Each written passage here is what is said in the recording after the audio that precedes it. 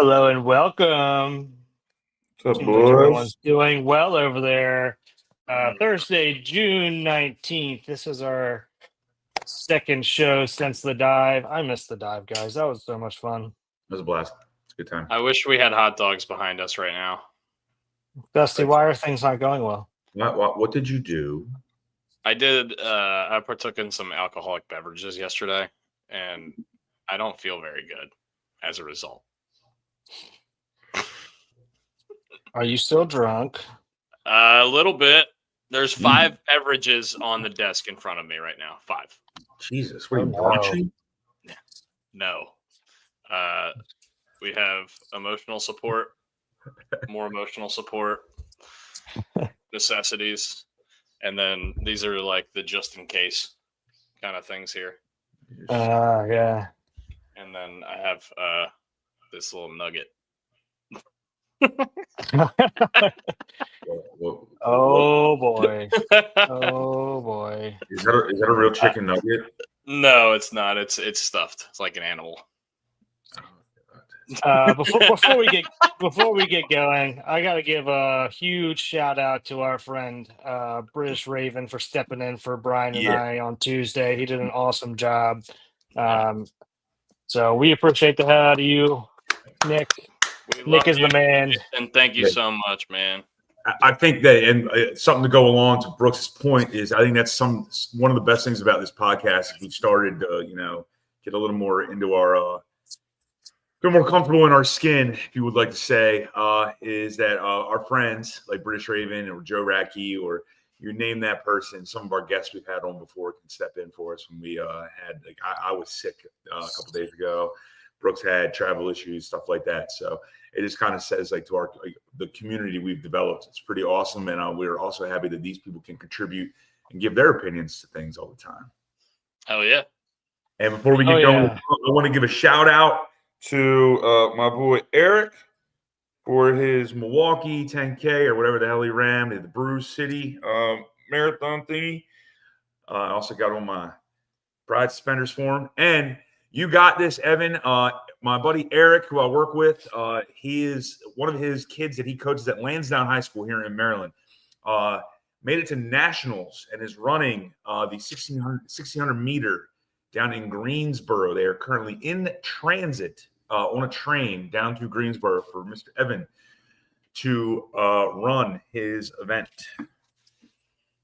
Man, why do people sign up to do stuff like that? Dude, I couldn't even look at a race right now. I couldn't watch rat race right now. You look like you got boat raced last night. I look like I got Volkswagened. Not trying to be the best at exercising, you know. Hi, Dempsey. What's going on? Also, Mike Devereaux. Yeah. Mike Devereaux. Hell yeah. Before we got on air, Brooks' name was Jason Johnson. Just letting you know. Jason Johnson apparently did not make the cut. Mike Devereaux did. So. Well, I grabbed the Mike Devereaux bat. I don't know where my Jeffrey Hammond's bat is at right now because we just had our carpets cleaned, so shit's just everywhere at the moment, and I haven't unpacked my camera or microphones or anything yet, so that's why I'm doing this from here. But I grabbed the Mike Devereaux bat because it was right here next to me, so I changed my name to that. Oh yeah. Because who doesn't love Mike Devereaux? Stud. I mean, stud. I don't know about stud, but he's a baseball player. Anyway, we're here to talk about some baseball meltdowns that happened last night. We're going to talk about some Florida Panthers that happened a couple days ago. We're going to talk about Game 6 of the NBA Finals. We're going to talk about the U.S. Open. We haven't talked about any of that. What do you guys want to get into first? Do you want to talk about the Orioles meltdown or the Arkansas meltdown? Just go right into That's a Shame. Just go into it. Do it. Just hit the button. Hit the damn button.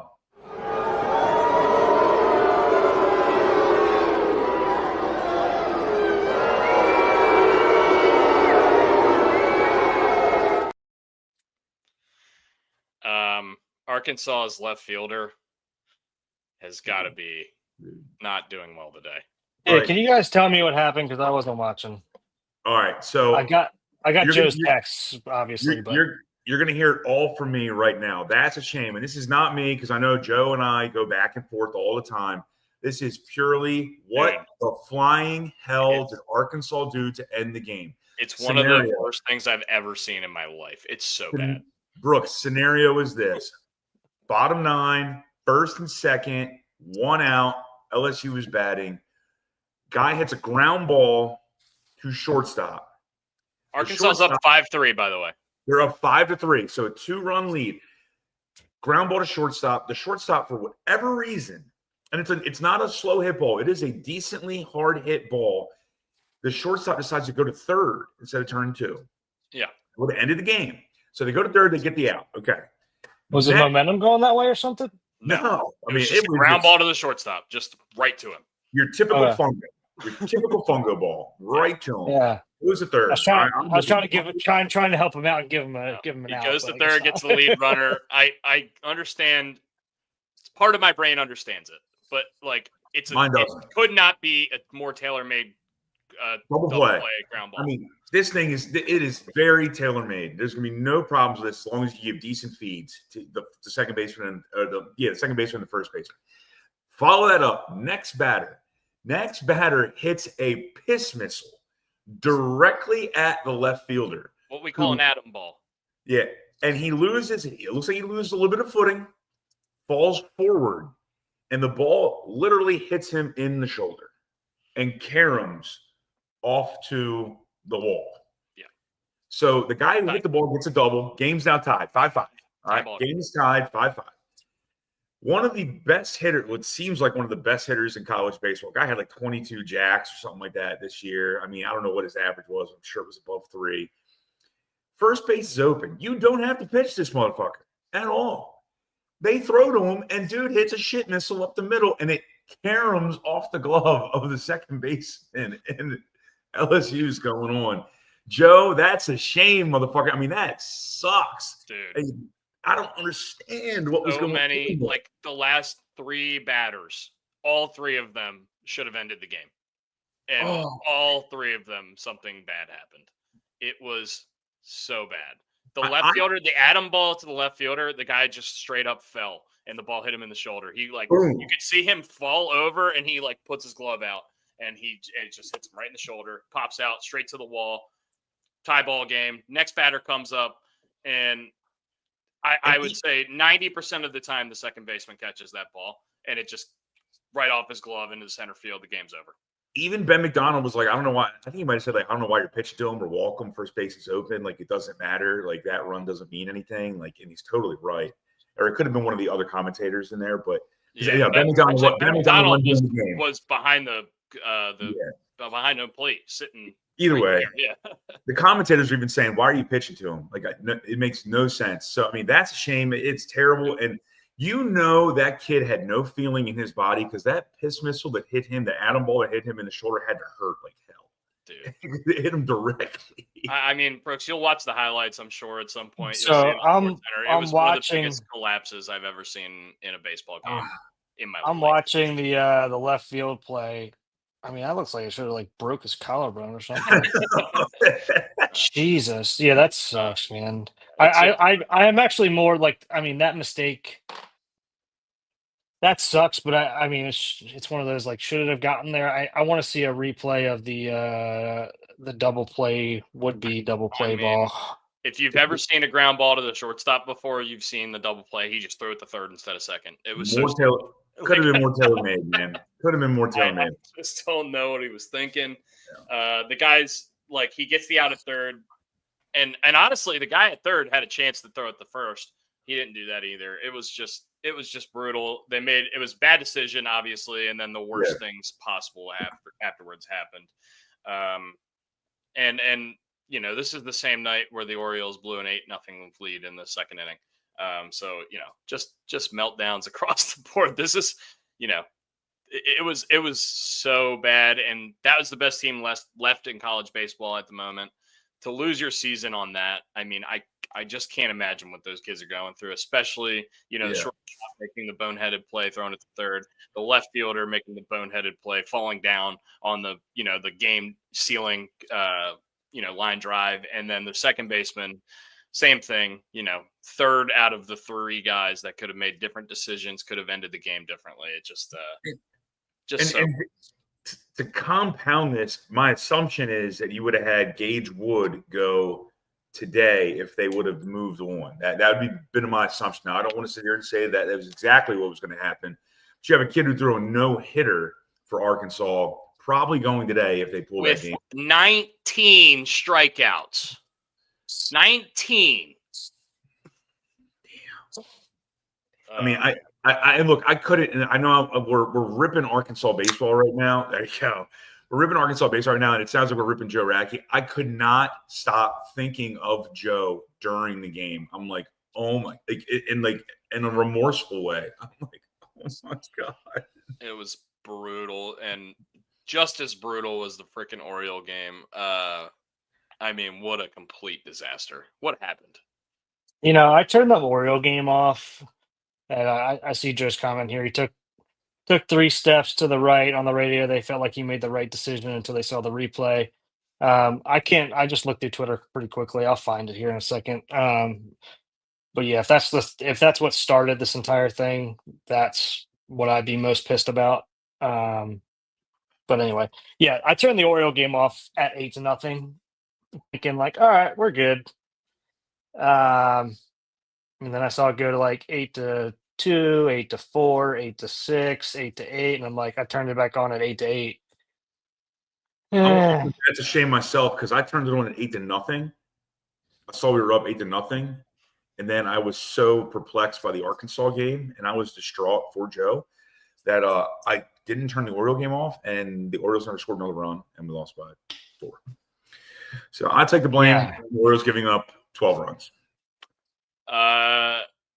So I watched all of the Oriole game, unfortunately for me.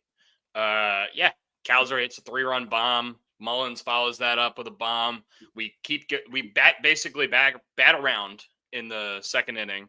And then Gunnar hits one up the middle, gets an RBI. We still got 3 guys on. Ramon hits a ball the opposite field over the wall, as Billy from Lighthouse would say, over the wall. What a reference! Well done. Over the wall. You were so to give context to people that have no idea what the fuck we're talking about. That day, who was that? It was the Asian guy that played for the Orioles. Oh shit. Hansu Kim. Hansu Kim. Drew Burton's favorite baseball player. Hansu Kim and Billy the cook at Lighthouse, and I was bartending there, and you guys would watch the game. He would listen to the game on the radio, and it was like 3 seconds ahead or something, and you would just hear Billy go over the wall from the fuck, Billy, we're still waiting for the pitch. I don't know how many turkey clubs I made that guy make, but he hated it. He hated making turkey clubs with no tomato. No tomato. That's a order. That's not a me order. I'm pro tomato. He's anti-tomato. Over the wall. Great reference. Keep going, man. Keep going. Yeah, dude. 8-0, second inning. We look like we're cruising. We get into the third. Trevor Rogers gets into a little bit of trouble. He's thrown like 70 pitches through like 2 1/3 at this point. So not pitching his best game, obviously. He just came back up from the minors. He gets into a little bit of trouble. They take him out and they put in our boy, Blewett, who looks like, honestly, he didn't look that bad. It wasn't terrible. And then in the beginning of the 5th inning, we put in Yenny Ercano, the earliest I've ever seen Yenny Ercano pitch in a baseball game. And he just gives completely destroyed. Completely destroyed. He might as well turned around on the fucking mound and been like, what do you want, a double? And just throw it down the goddamn line. It would have been better off. It would save us all time. What do you want? Dude, it was rough. I think he got 2 outs, gave up 4 runs. It was bad. And then I can't even remember the order of the pitchers that came in. Somebody came in after him, did okay. And then Kittredge came in like the 7th or 8th inning. The 7th or 8th inning, Kittredge came in and just got completely shelled. Same thing happened to him that happened to Cano, basically. Dominguez came in. Yeah, it was rough. I also blame Masson on this. They showed a graphic either yesterday or during that game of scoreless inning streaks. And I think every single one of those people that was on that scoreless inning streak is no longer on that screen. It's no longer because We've had like the best bullpen in baseball since June 1st. So Yeah. I mean, this was kind of out of the ordinary, obviously. But to start this whole thing, I mean, you brought up Trevor Rogers. Looked great in the first inning, and then he sits for a long time because we score 8 in that second inning and bat around, and he sits for a while, and then goes back out in the second and struggles, loses command a little bit. And I believe he went back out for the third, and I think I saw Jacob Calvin Meyer or somebody said like obviously he struggled to get through that second inning. He gets out of it, and then we go 1, 2, 3 in the next inning. He basically couldn't like he got back to the bench, and like apparently it's absurdly hot down there at the moment, and like is struggling to like catch his breath. Like he's out of breath getting that through that inning, obviously. Um, and then they go 1, 2, 3, and he's like going back out to the mound without even like catching his breath yet. Like he's still fucking gassed because it's so hot and humid down there, and he's like sweating his ass off. You're a professional athlete. And by the way, they were playing in the same conditions. Just going to throw it out there real fast. Yeah, I mean, look, well, I get it, but like, it's hard to make that argument, right? I struggle with this one, Brooks, and I understand pitching, and you know this better than I ever will. So go ahead. But no, but it's not just pitching. I mean, I hear they're playing in the same conditions. They've been playing in them all year versus what we have. This is why they have domes down there, because it's so fucking hot in the summertime. So nobody's used to playing in this environment, like unless you're in Texas playing outside. But that's why they have the freaking the new. I see it. That's why they have the new freaking stadium now, because it was so fucking hot. It's just, especially for a guy, this is his second or third start. I understand it, and it's always. I mean, it's hard on anybody to sit there and sit for 20 some minutes and then go back out there who is on his third start. His whole thing, like his command comes and goes. Obviously, it looks like it's getting better, but it obviously went in that second inning. He threw like almost 30 some pitches, I believe, and then comes back in 1, 2, 3, goes right back out, and then I think he faced maybe one batter or one out. I forget what it is, but I understand it. Should they have blown this game? Fuck no. But I mean, it's tied. Sorry, go ahead. It's just like it's a big fuck no. Like they should not have blown this game. But I understand what happened to Trevor Rogers right there. But everything after that shouldn't have happened, right? Yeah. No. In the last 50 seasons, the Orioles have only given up 2 8-run leads. The last time it happened was April 28th, 2017 against the Yankees. The Orioles were winning 9-1 in the bottom of the 6th. They lost 14-11 in 10 innings. This is basically the worst Orioles collapse in a regular season game in the history of the team.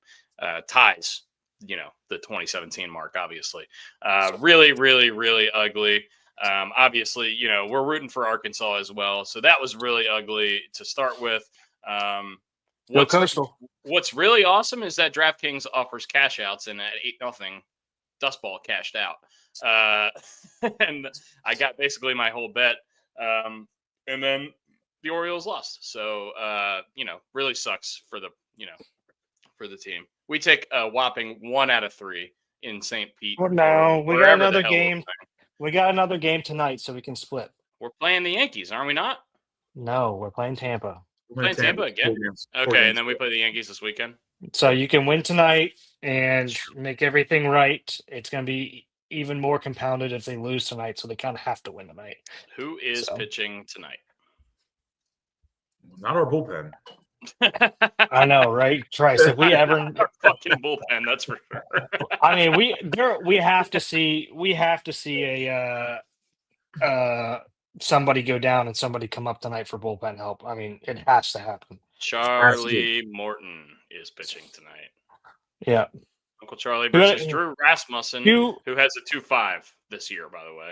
Yeah, who had a rough start. I mean, Uncle Charlie had a rough start last outing, but before that, his last 2 or 3 have been pretty good. So hopefully we get back on track a little bit. Yeah. Pigtown says win tonight, take 2 out of 3 versus New York. Not a bad road trip. Yeah. I mean, look, you're right, but also like we're not at the point of the season where we can give away 8-run leads. We're 10 games below 500. these kind of things, these kind of mistakes, they just can't happen. Yeah. And here's the other thing. Like we go into tonight with, like you said, no bullpen help. So we have to see an arm come up probably because it's going to be the same temperature, I assume, without me checking the weather. So people are going to get tired again. This is the first time, and Peaktown said it. This is the first time they've played in like hot weather this year since Baltimore's been unseasonably cool for the spring and / beginning of summer. Dude, I'll tell you what. And apparently it's humid as fuck down there right now. Yesterday was not cool. Yesterday was hot. It felt like the first day of summer yesterday. I played golf in the morning. At 8 a.m., it was 90 degrees in Ocean City. It was hot as shit yesterday. Also, Charlie Haley, Skeens versus Scooble today. Didn't know that. Damn, what time's Real that excited game? for that. That sounds Dude, like a barn. I'm not even watching the Oreo game. Fuck the Oreo game. I'm watching that. Skeens versus Scooble. I mean, those are shit, 1:00, 1:10. That's a 1:00 game. As soon as we get off the air today, I will be Boom. I have Orville Redenbacher in my pantry. That is Orville. Orville. Old Orville.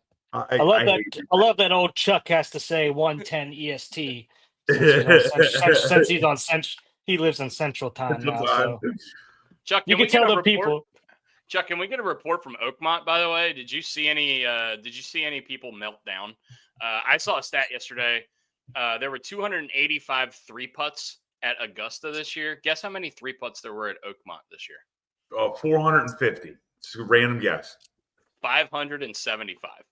Jesus. Holy shit. Fuck. You think of Augusta having the hardest greens in the world? Think again. All right, Chuck. Oh, hey. Chuck, you want to call in and give us an update? Carnage. You're shout out 535. Yes. Shout out to John Heumann. John Heumann got his first hole-in-one 2 days ago. Oh, I saw that. Yeah. John Heumann got a hole-in-one. Where'd he go? Rocky Point. Fox Hollow, I think. Oh, hell yeah. I wasn't there, but let's just say they came back and the boys were happy. they were in Dusty Balls territory. So the boys were buzzing. Yesterday I had a pretty rough day on the golf course, and for a rough day, like considering I've been playing really good golf. I've been in the low 80s most of the summer. I shot a 91 yesterday, so not super rough. But I will say this: on the 10th hole, it's a par 5 at Rum Point. And we're playing cart v cart, lefties versus righties. My buddy Tim is left-handed. Chad and Jake are right-handed. So we're playing cart v cart. At this point in the match, we are 1 down. And I hit a ball straight down the middle of the fairway, and I'm like 250 out. And I'm like, 3-wood doesn't get there. I think I'm going to do driver off the deck. And my teammate's like, dude, that's the stupidest thing in the world. He's like, just hit your hybrid down there, pitch a shot up, try to make birdie that way. Try to make birdie the old-fashioned way. And I'm like, dude, I think I got this driver off the deck shot. And he's like, this is really stupid. So I hit hybrid like he tells me. I chunk it. Like 100 yards straight ahead, which, it's all things considered, it could have gone worse. And then I drop another ball, and I'm like, this is what the driver off the deck shot would have been. And I hit it to like 10 feet from 250 out. The deck from the driver. And ended up making birdie anyway, by the way. Really, it ended up being a really good hole for the guys. And then, the rest of the round was ugly. But that was just a really frustrating moment where, like, basically my caddy talked me off of a shot that I thought I could hit. You know what I mean? And then, you try to lay up, and that's what happens when you lay up. You got to go for it, man. Yeah, you got to go. We got last game of the year. Can't hold anything back. I got to give a shout out here for you, Dusty. One of your coworkers, Rachel Haley, said they're live streaming the show at Cabana's Outside TV right now. Oh, shit. Rachel Golightly? I golf with Cabbage, Rich Remetta, and Drew Burton on Monday. That's why I probably felt shit on Tuesday. Fuck yeah. Oh, that's why. Okay. And so you were at St. George North? Yeah, we played the city limits tournament. I think we got through like 13 holes. There's like a pink golf ball that you have, and everyone has to hit it on. Like for example, Rich has to hit it on the first hole. I have to hit it on the second hole. Whoever loses the golf ball had to do a $250 bar tab. I lost it on the second hole, and then I got completely annihilated. And by the way, I didn't man, hit it I past. thought you were sick. You were just hungover. No, I was also sick. I got sick because it was downpouring rain, and we only played 13 holes because it was so wet and miserable. They got to the point like you're swinging and like the golf club's coming out of your fucking hand. Like it was stupid. But that's a dangerous crew to be golfing with, without a doubt. Dude, you talk about dangerous to be golfing with. You should have been on the golf course with me yesterday. On the 4th hole, I will actually. This is another crazy story that happened yesterday. On the 4th hole, it's a par 3 at Rum Point. 5th hole, sorry. The cart girl comes, and she's got like, I don't know if you've ever seen them, but there's like golf club fireball shooter things. Yeah. It's like a plastic golf club, and it has 10 fireball shots in it. And she said, "We're doing these for $40. It's 10 fireball shots." And so what originally happened? My buddy Jake goes up and says, "Can I get 4 fireball minis?" And she said, "That would be $32. You can get this whole golf club for $40." And he's like, "Well, this is a no-brainer. So I'm going to get 6 extra shots for $8 more? Yeah, we'll do it."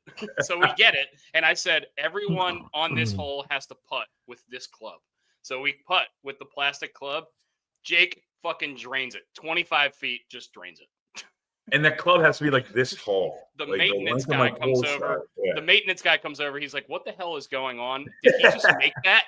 And I said, "Yeah." And he literally comes onto the green with us, shakes his hand, and said, "That was awesome." And did you give him a fireball shot? I'm giving the maintenance guy a fireball shot. Before we teed off on the next hole, we drank 4 fireballs, and then we put them in the cooler, and we drank them later. No, you had to give the maintenance guy a fireball shot. No, we should have. That's what we should have done, but that's not what we did do. Yesterday was a lot. It seems a lot like of things happened yesterday. Hey, going back to the Orioles and the Rays, and I want to specifically focus on the Rays. I saw that they're going to sell the team. It seems like they're searching to sell the squad. The Tampa Bay, yeah, the Tampa Bay Rays? Yeah, that's some of the stuff that's coming out right now about it. Just because it sounds like, it doesn't seem like the city politicians and the ownership group get along very well and haven't for a while, or nor do they trust each other. It sounds like just kind of what I've put together between Twitter, what I heard on the broadcast yesterday, and kind of what we've heard for a while. It seems like the best way out is just to sell them. It feels like there's been a big disconnect between ownership and the city for a long time, right? Because they had the whole ownership, the whole new stadium fiasco happened last year where they were going to build a new stadium. It didn't end up happening because the taxpayers didn't want to do it because nobody goes to Rays games, and I get that. But it seems like there's been a disconnect between ownership and the city for a long time.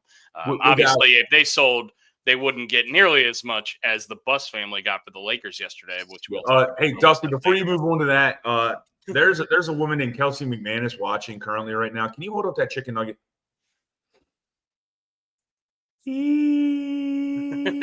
That's for you, Miss Kelsey, as you sit here and watch. Can we get a name for this chicken nugget? I am shaking, by the way.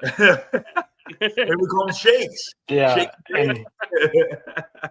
Yeah, and Dusty, it's not the taxpayers. Okay.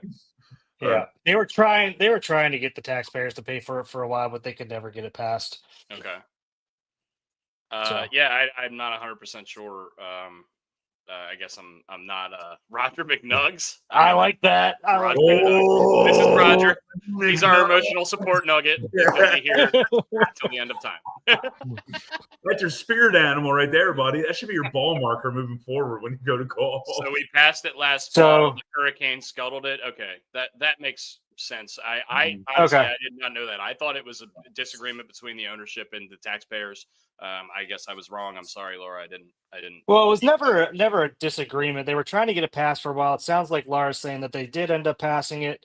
And then obviously the hurricane changes everything, which obviously because they're not going to be back at the Trop next year either, right? They're planning on playing at Steinbrenner next year, correct?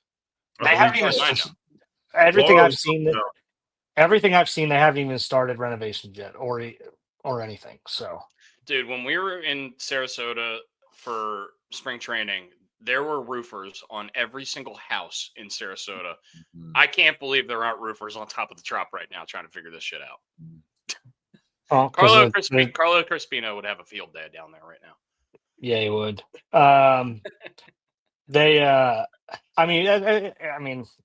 Yeah, roofers could be up there right now, but I mean, the owners aren't gonna. Why would they? Right? Why are they gonna pay to get it fixed? They also were hoping to have a new stadium, which obviously got dropped. Now it just seems like the best thing they can do at the moment is just sell the team. So allegedly the Trop is supposed to be fixed in time for games next season, but I'm in St. Pete Weekly. I haven't seen anything. Yeah. Well, dude, Laura, get to work. All right, go. All right, come on, Laura. Get your ass get out there. You get out there. That fucking dog. I award you no points.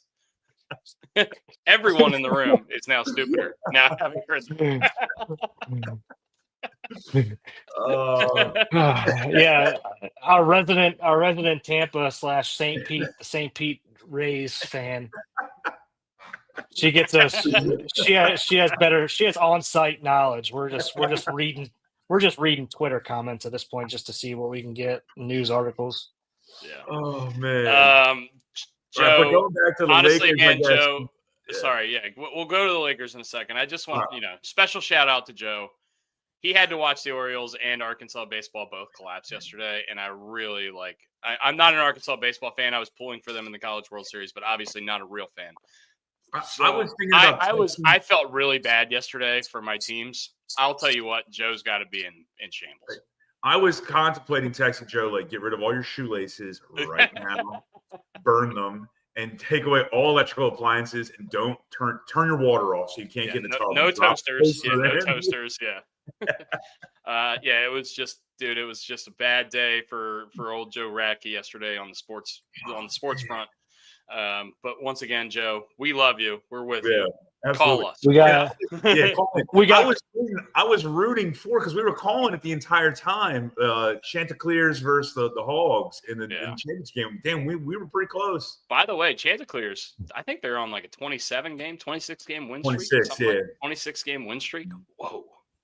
Talk about it in a first-year head coach. Now, I'm sure he was on the squad last year, but he was a coach last year, my assumption. But I don't know. I was watching the Louisville game. I can't remember who beat them. But that Louisville coach who's been given any given Sunday locker room conversations in the dugout all College World Series. We scratch. We claw. Yeah. I mean, he had to be like Al Pacino. Those guys were buying in, and they came back the other night. But they got eliminated yesterday. Unfortunately, I think it was UCLA maybe that eliminated them. But I was watching that game earlier in the day too. Well, they got eliminated by the Chanticleers. They lost to Coastal. Okay. Yeah. Who plays today? Anybody play today? No, because now both teams are in, so you got a day of rest. Weekend. Because, it would have been if Arkansas would have won today, not rubbing it in Joe's face. If Arkansas would have won today, it would have been Arkansas. It would have been Arkansas LSU, and it would have been winner takes all. Go to the final, right? Yeah. So they play a 3-game set this weekend, right? Friday, Saturday, Sunday, I assume. I would believe that would make sense. Probably. Which is really awesome. I wish the whole College World Series was 3-game sets, and then the last, I wish it was like a 5-game set for the championship. But it's college baseball, so it's a little bit different. Too many games. It's just the setup is so weird to me. It's always been so weird. And I think I said this a couple podcasts. Changes the bracket. The bracket is so awkward. It's because of the elimination games and the double elimination element of it. But I guess it works. But like Joe said 2 podcasts ago, maybe he's like, they need to reseed. Yeah. Because there's no reason that LSU and Arkansas should be in the same side of the bracket. Yeah. So going into what we were talking about 10 minutes ago on a completely different topic, the Buss family has gotten out from under the Lakers. This family's been the ownership of the Lakers for 70s, right? 70s since they moved from Milwaukee, right? From Minneapolis and Minneapolis. But I don't know if it's been that long, but I know it's been since the 70s. But they basically drafted Magic Johnson. So that's a long time ago. And they also gave him stock and ownership in the team. Jesus. Which he sold and then bought the Dodgers. So they sold it for $10 billion. They sold their majority stake for $10 billion. with also retaining 15%. So I don't know if that's an 11.5 billion valuation, Brooks. This is kind of your territory, or is that a 10 billion valuation? They just got 15% as like a gift. So the franchise valuation approximately $10 billion. The Buss family will keep a minority share of the team, just over 15% for a period of time, and then the rest of it will go transfer over. Yeah, transfer over. So this is similar to, I mean, Art Modell on a much smaller scale, the Orioles sale, where the Angelos family sold, I think, 49% of the team, and then after Peter died, the rest of the majority share moved over to the Rubenstein and who's buying them? The Guggenheim Group. It's the people who own the Dodgers. There's a lot of people who own Dodgers. Well, it's a guy named Mark Walter, and he's like he's probably a hedge fund guy. It's like TWC is his like company, whatever the hell that stands for. TWG Global. TWG Global. They own the Dodgers, the Los Angeles Sparks. They own Chelsea, Premier League Soccer Club Chelsea, which is massive, obviously. Mm-hmm. And they own a few Formula One entities. I don't really know Formula One stuff, so. But yeah, they own that. So it's not the Guggenheim Group. It's not the Guggenheim Group. No. Okay. Oh no, yeah, it is. Yeah, because he owns the Guggenheim Partners. So yeah, it is them. I don't know, man. I don't know. Yep, Who it's has him. all this money? Who has all this money? It's him. Yeah, they're a capital group. They own a bunch of different like life insurance, asset management, banking, investment banking kind of stuff. I'm familiar with them because one of the CEOs that runs a couple of his companies lives here in Indy. Who don't need to get into it, but yeah. Tell that guy to get on the fucking roof of the Tropicana and start roofing too, man. Jesus. The first thing that came to my mind was the Celtics, after winning the championship last year. The Celtics, the most storied franchise in NBA history other than the Lakers, who have won how many championships because of Bill Russell and over the years, whatever, sold for $6 billion last year. The Lakers just sold for $10 billion. They're $4 billion more, like $4 more billion than the Celtics. That's crazy to me. You also got to think about the state and the real estate. And so, yes, the thing that first came to my mind was, the Celtics don't own TD Garden. They don't own the arena that they play in.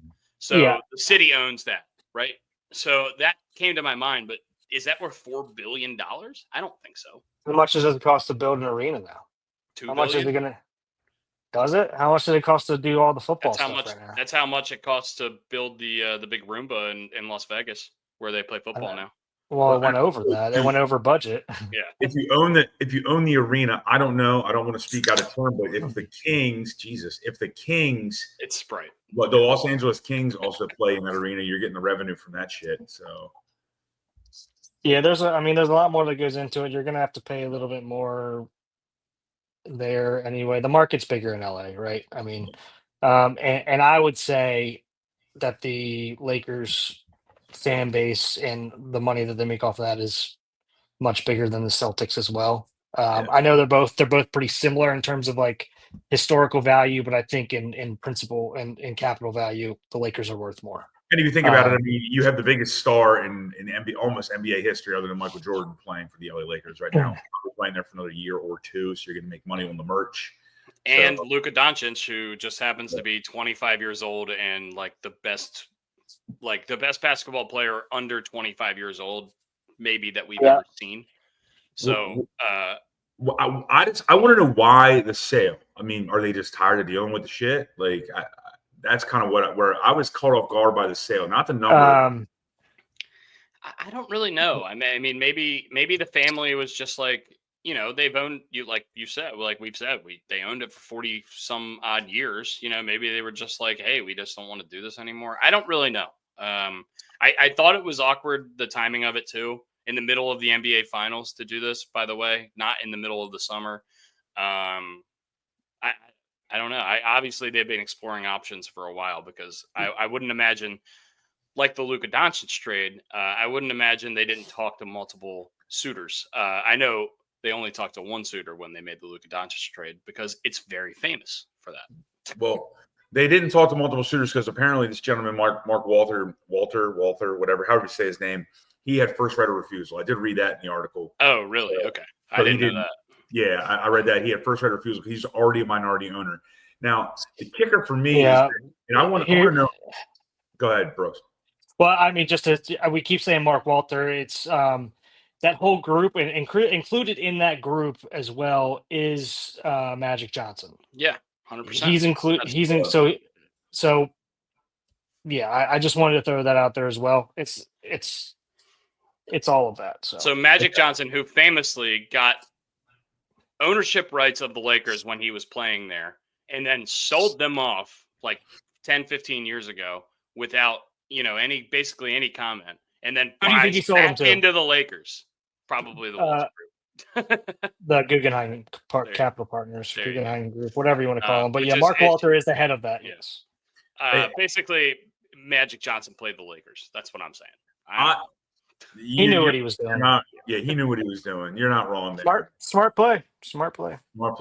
Now, another thing I thought of during this, I know this is a little bit off the cuff, but it's on topic, is the old commissioner, David Stern, by the way, the best commissioner name of all time, Stern.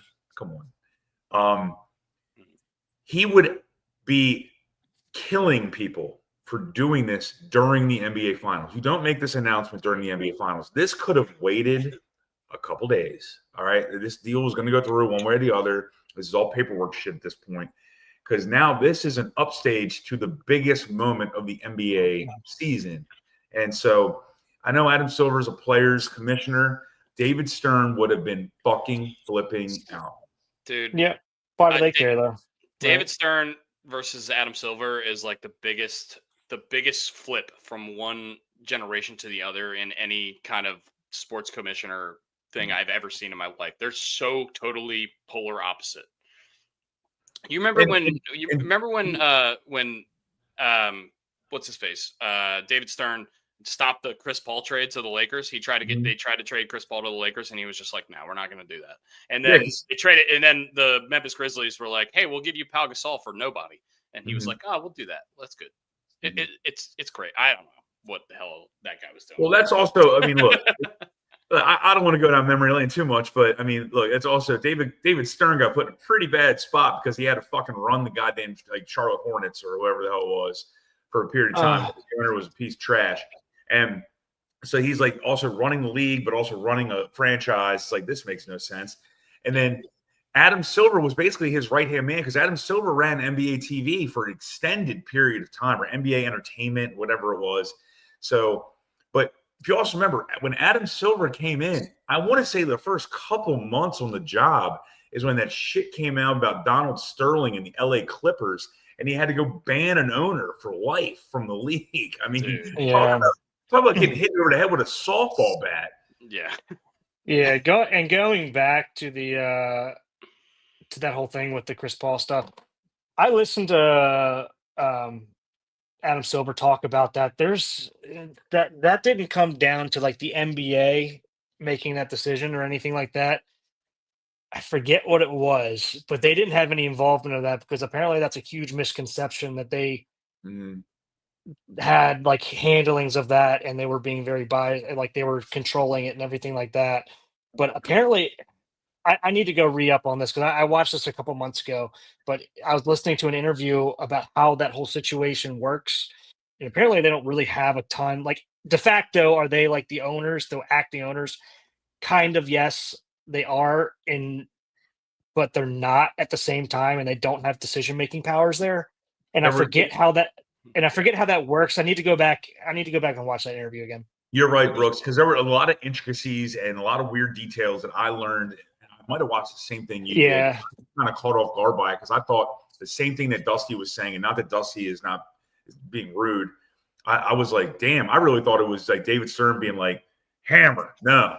And but that's what everyone still thinks. That's what the media portrayed, right? At the time. Yeah, sure. Without a doubt.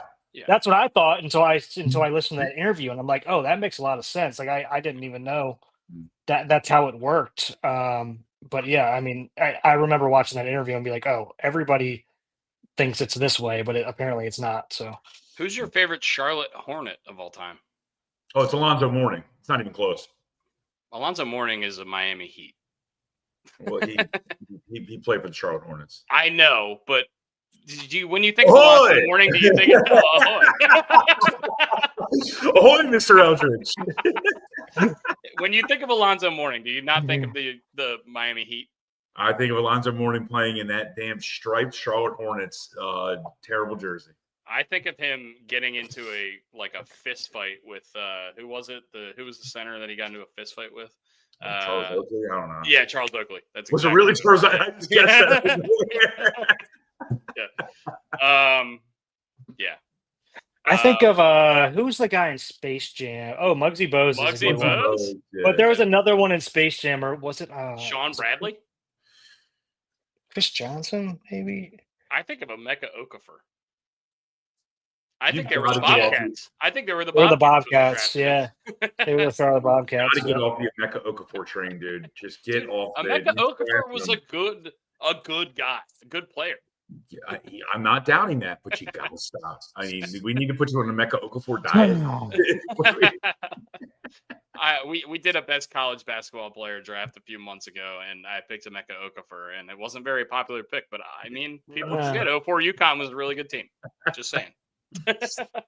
Hey, did you guys see the scoreless inning streak that was going on with the Yankees? They hadn't scored in like 3 games or something like that. I did see that. I also saw there was a stat that Aaron Judge had all of the RBIs for the Yankees in like a 5-game stretch or something.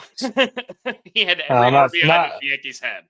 I'm not that surprised about that. It's crazy. Not at all. Not one bit. Yeah.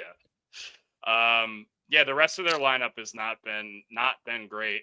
And it makes me sad as an Oriole fan because Randy Johnson is my favorite Diamondback. That's not what we're talking about, Paul. I appreciate it, though. Paul, get back to your fucking chip and go somewhere, all right? Get on the Black Pearl. Go to your Hans Zimmer concert.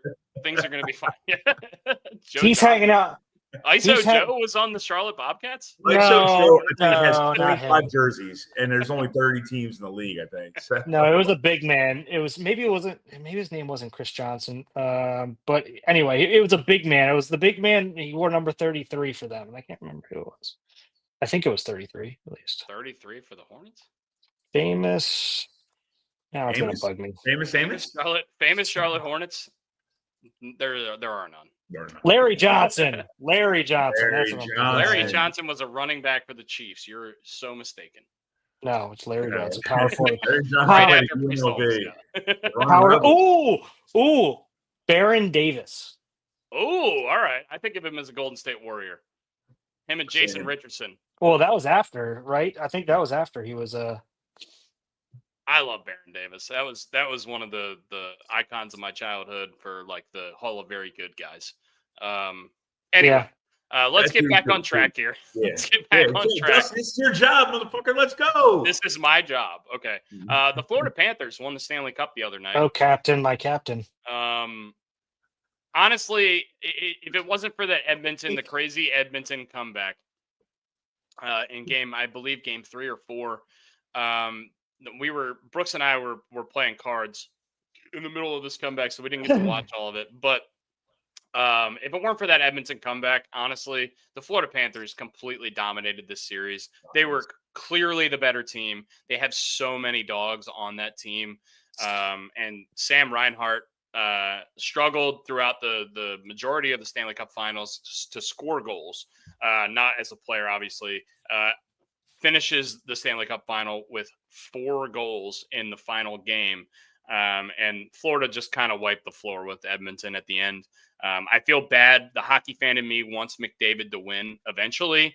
Obviously, he's going to have plenty of opportunities. A super young guy. He's won 3 MVPs, and he's not even 30 yet, which is unbelievable. Connor McDavid chokes in the finals again, is what Joe Radke says. I don't necessarily know if that's true. Especially last year, he won the Stanley Cup playoffs MVP as a loser, which hasn't happened since like the 1970s or 80s. I don't think it's Connor McDavid choking as much as it was just the Florida Panthers just suffocating the Edmonton Oilers. They were unbelievable, and they were clearly the better team when you watch the games. What did you think? Brian, we'll go to you first, and then Brooks. Connor McDavid right now, and I hate to say this because I really hope I am wrong. Connor McDavid reminds me a lot of Peyton Manning right now. He's running into a Tom Brady team, not a Tom Brady player. Mm-hmm. And what I'm concerned about with Connor McDavid is this: they have a lot of big contracts coming up, where the team is going to basically be disassembled, only because of contractual situations. The guys want to get paid, rightfully so. So I worry about that because Edmonton had a great, stellar squad. Connor McDavid was, out of doubt, the best player on the ice throughout the duration of that. Maybe Brad Marchand. Mm-hmm. But I'm really worried about Connor McDavid because he's now going to go from a team that was here that's going to go down a little bit. And so that is scary because the stud, he deserves to win a Stanley Cup. How do you deal with that mentally too? Like, how do you deal with that mentally as the clearly the best player in the game, right? Mm-hmm. Hopefully, they can do some contract negotiation stuff with some of these guys to make it worth their while to stay, but they need to get a little creative with it because I know the hockey is very much like they're like the NFL. It's very hard and like here's the line, you can't go here's past the it. salary cap, do not go over it, or you'll go over it. It's not like baseball, go over and just pay the tax and the luxury tax. And I feel like the NFL actually has a little bit of that. There's a little bit of that in certain spots, I believe.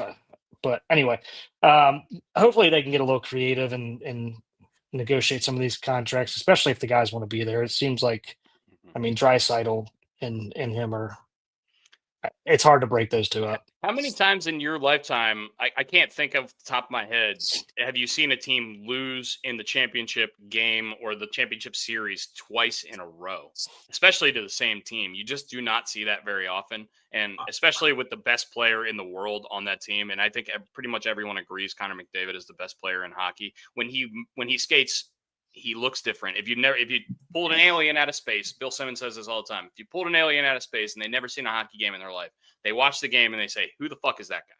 You mm-hmm. know what I mean? And that's 100% what Connor McDavid is. He's that good at hockey.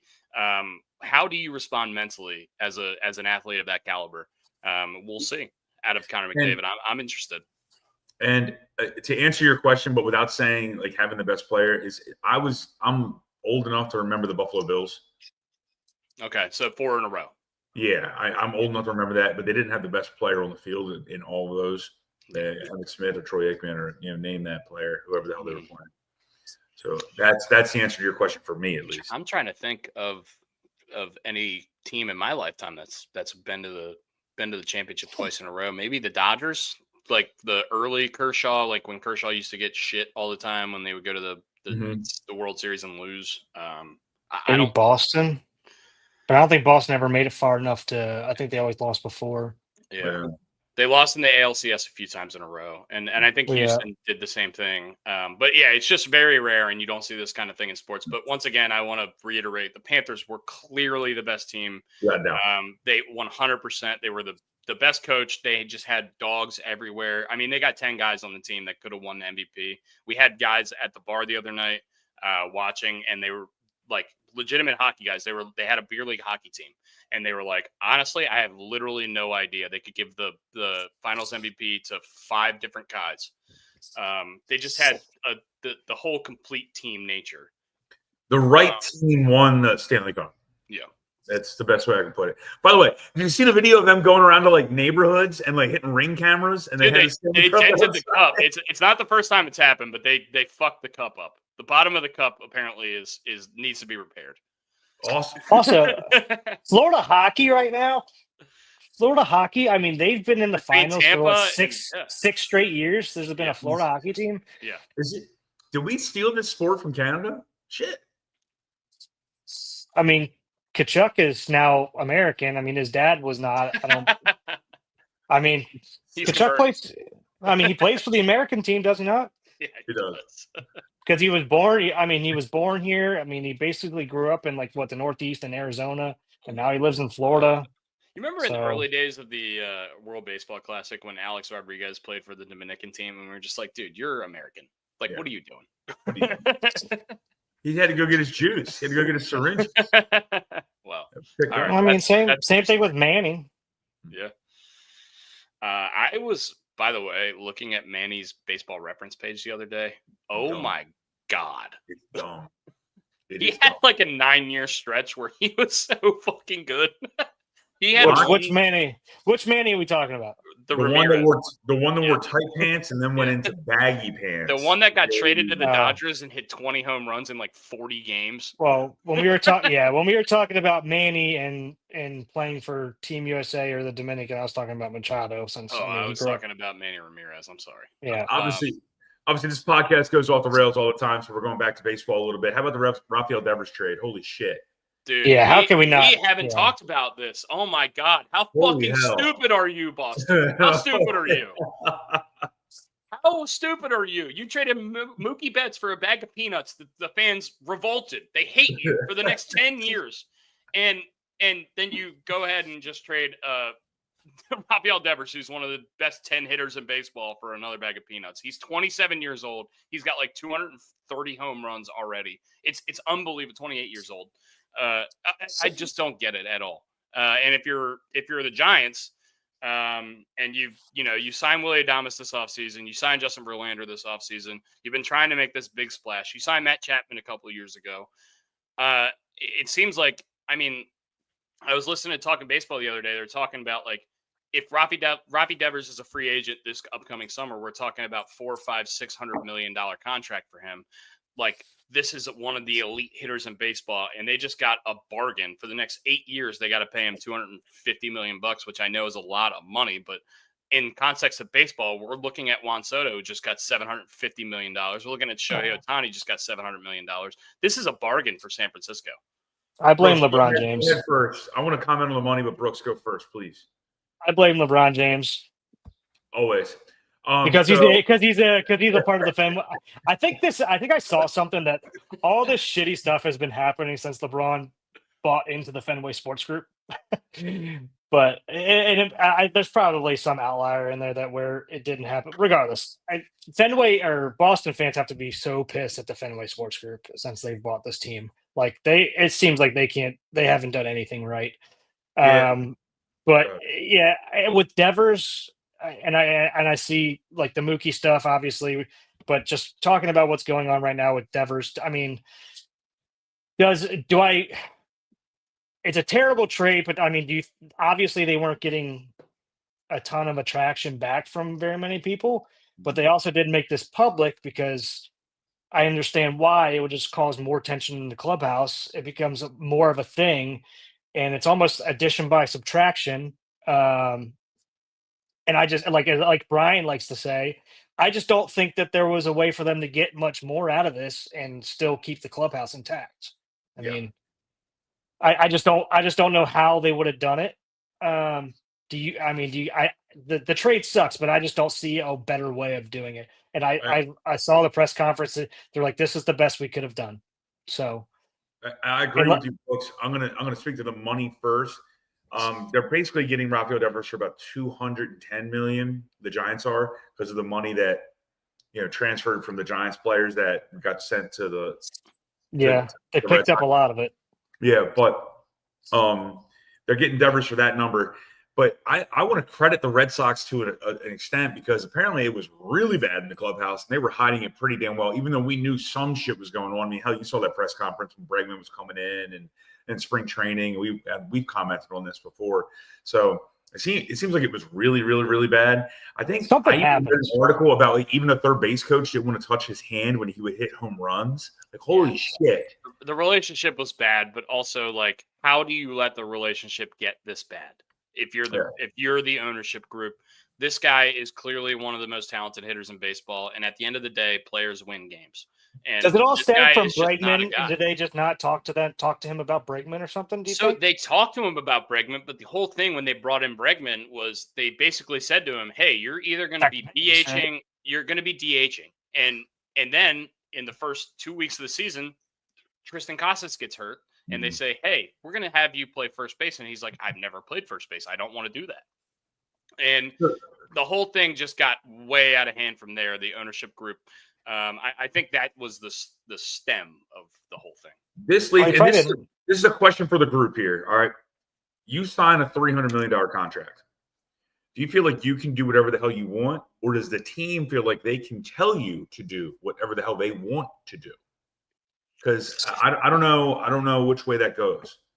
I think if they sign you for that amount of money for the next 10 years to be the face of the franchise, there should be a little give and take on both ends. Mm-hmm. I don't think that either side has the right. I mean, I think the team has more of a right than the player, but I still think the team has the responsibility to go to their face that they paid him to be the face, Mm-hmm. to be like, hey, let's get your input here a little bit, and not tell you you're just going to go play DH. Or if they just told him that and he said no, and then they did it anyway. I mean, because we see all the comments that are being made here now that he's in San Francisco. He took ground balls at first base.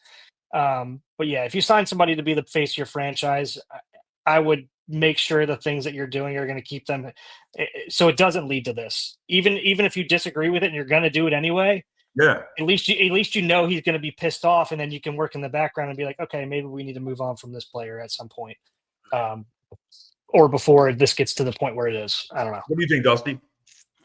I mean, look, I'm in the camp of, look, you got one of the best 10 hitters in the league. You can't trade that guy. I'm just in that group. I think the Boston Red Sox have done this so many times in our lifetime. They let Xander Bogaerts walk. Like we said, they let Kyle Schwarber walk. They trade Chris Sale to the Braves for a bag of peanuts. Vaughn Grissom in a bag of peanuts. Vaughn Grissom is, a below average shortstop in the league at this point. They let Mookie Betts walk. They trade him for Alex Verdugo and Jeter Downs. Neither of those guys are great baseball players. I think they've had two or three guys since, they won the World Series in 2017 or 18, whenever that was, that could be like legitimate Hall of Fame Boston Red Sox, Boston Red Sox hat in the Hall of Fame. And they've let most of those guys go. And I just do not understand what they're doing as a franchise. I don't get it. I think they took this as a win that they picked up as much of the contract as they did. I think they were like, okay, you're going to take basically all of the contract, and we're going to get a couple of decent prospects back who have good upside. They took it as, and we get this guy out of the clubhouse. They took that as a win, and instead of making this public, making it worse in the clubhouse, or riding this out for the rest of the year and trying to do it in the off season. I don't know what the right thing is there. I don't know who would have actually came in and said, like, hey, we'll pick up all this contract in the offseason when they know that they're desperate to get rid of them because the clubhouse is so bad. So I don't, this might have been the best thing they could have got. I don't know. Everybody else might have just been like, nah, we'll just wait until you have to. Obviously, we're doing a lot of guessing here on this one. But this really seems like addition by subtraction. And I'm basically tag teaming on what Brooks said. Yeah, it's like I said, like they got rid of $250 million is what the number was that came out. I think Brian said that it's actually like 200, whatever it is. They got rid of majority of that $330 million or whatever the full thing was, and they took that as a win to get him out of the clubhouse. We got some good prospects back, because they probably felt if they made this public again that every other GM in the league is going to be like, yeah, we're not going to give you what you want, because at some point it's going to get so bad to where you're going to have to give them up, and you're going to give them up for less than what you're asking for. So, talked about Ozuna, Murphy, and two prospects. Yeah, but maybe they weren't going to pick up the contract or something. I don't know. I have no idea. But I mean, that could be it. I don't know. This is a guessing game by me right now. This is me trying to figure out what was going through their mind, and I can kind of see why they're saying what they're saying, because they're starting at a net even possibly here. Mm-hmm. So and I see what the Giants are doing, because the free agent hitter market is not very strong this year, other than Kyle Tucker, who's going to want $500 million or $400 million, whatever, $600 million. Kyle Tucker's going to get $500 million. You can't get that caliber of a bat for this price. You just can't. And I think Buster Posey has been doing a great job of getting deals like this since he became the GM, and that's been less than a year, right? Agreed. Yeah. And I mean, and like again, we saw what he said what Devers said when he got there. Like by all accounts, he's ready to do whatever the team wants. So something went on and that pissed each other off, egos or something, because obviously he wasn't this receptive with the Red Sox and he is with the Giants now. Maybe the Giants are offering him, they're saying like, hey, we're going to restructure you at the end of the year to give you more money. I have no idea. But it seems like both sides were at fault a little bit. Like Devers didn't want to give in anything, and the Red Sox didn't communicate very well to him. And that's really just at that point, you're at a crossroads. Just get the fuck out of it.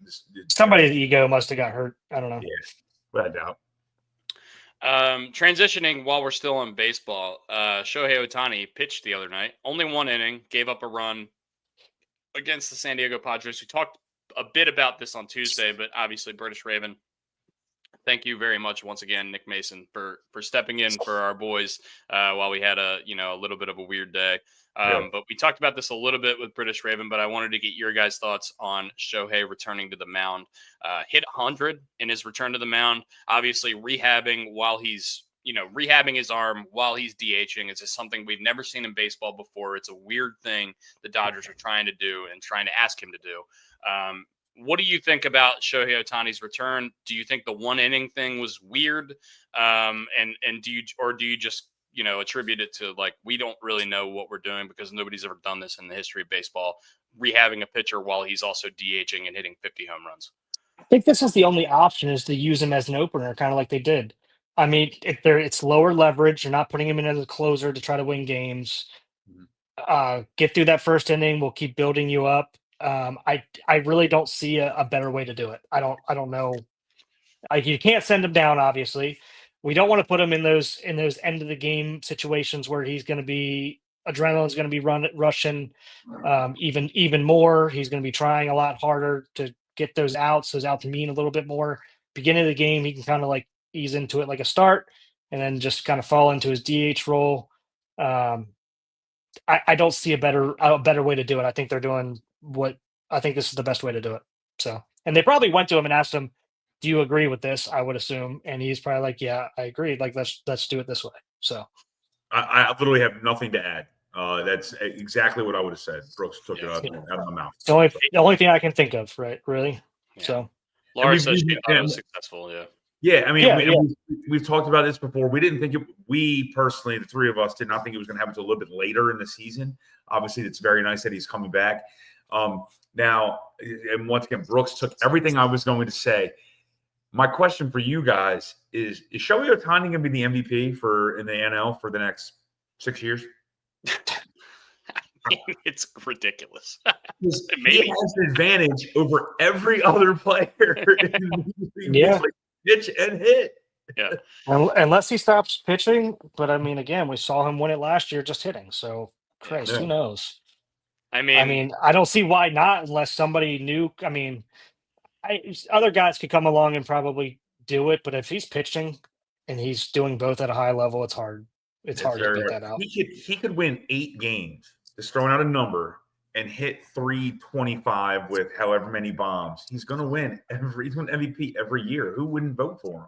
I mean, he's hit 25 homers in 70 games this year. It's ridiculous. Like, this guy's going to hit 60 homers and come in 5th in the Cy Young every year. And I was so wrong. I was so wrong about this guy. It's ridiculous. So was I. I was so wrong as well. Here's the kicker. He's not the biggest favorite to win MVP. Aaron Judge, this number I couldn't believe was real. I thought it's minus 6,000. 6,000. Aaron Judge was minus 20,000. 20,000? 20,000. When I looked at it last week, it was 6,000. Okay, look it up now. You can take. Draft so games. I actually bet it. It's 18-1 if you bet the field versus Aaron Judge to win the AL MVP right now. It's insane. 18-1. Just any player in the whole league in the American League to win the MVP. Probably Cal Raleigh. It's probably a Seattle Mariners. Raleigh's got 27 homers. It's 70 games. And he's got a big ass. Huge dumper. You should talk to my neighbor. You know who else has a huge dumper? Cardi B. Are you pointing at yourself? Are you pointing at yourself? Oh, is that Ralph Friedgen? Oh, I love it. Look at Ralph. I just noticed he's looking down on me right now. Fridge, dude. You know what's crazy is I remember specifically where we were when you got that autographed. I know exactly where we were. We were right out back at Bird Stadium. At the tailgate? Yeah. Yep. It looked like you were pointing at yourself, and I'm like, "You got to go take a poop." There you go. Oh man, Fridge won ACC Coach of the Year and got fired. He gets fired, and they brought in Randy Edsall. Didn't he burn his diploma or something? Yeah, he went to Rutgers. That was the rumor.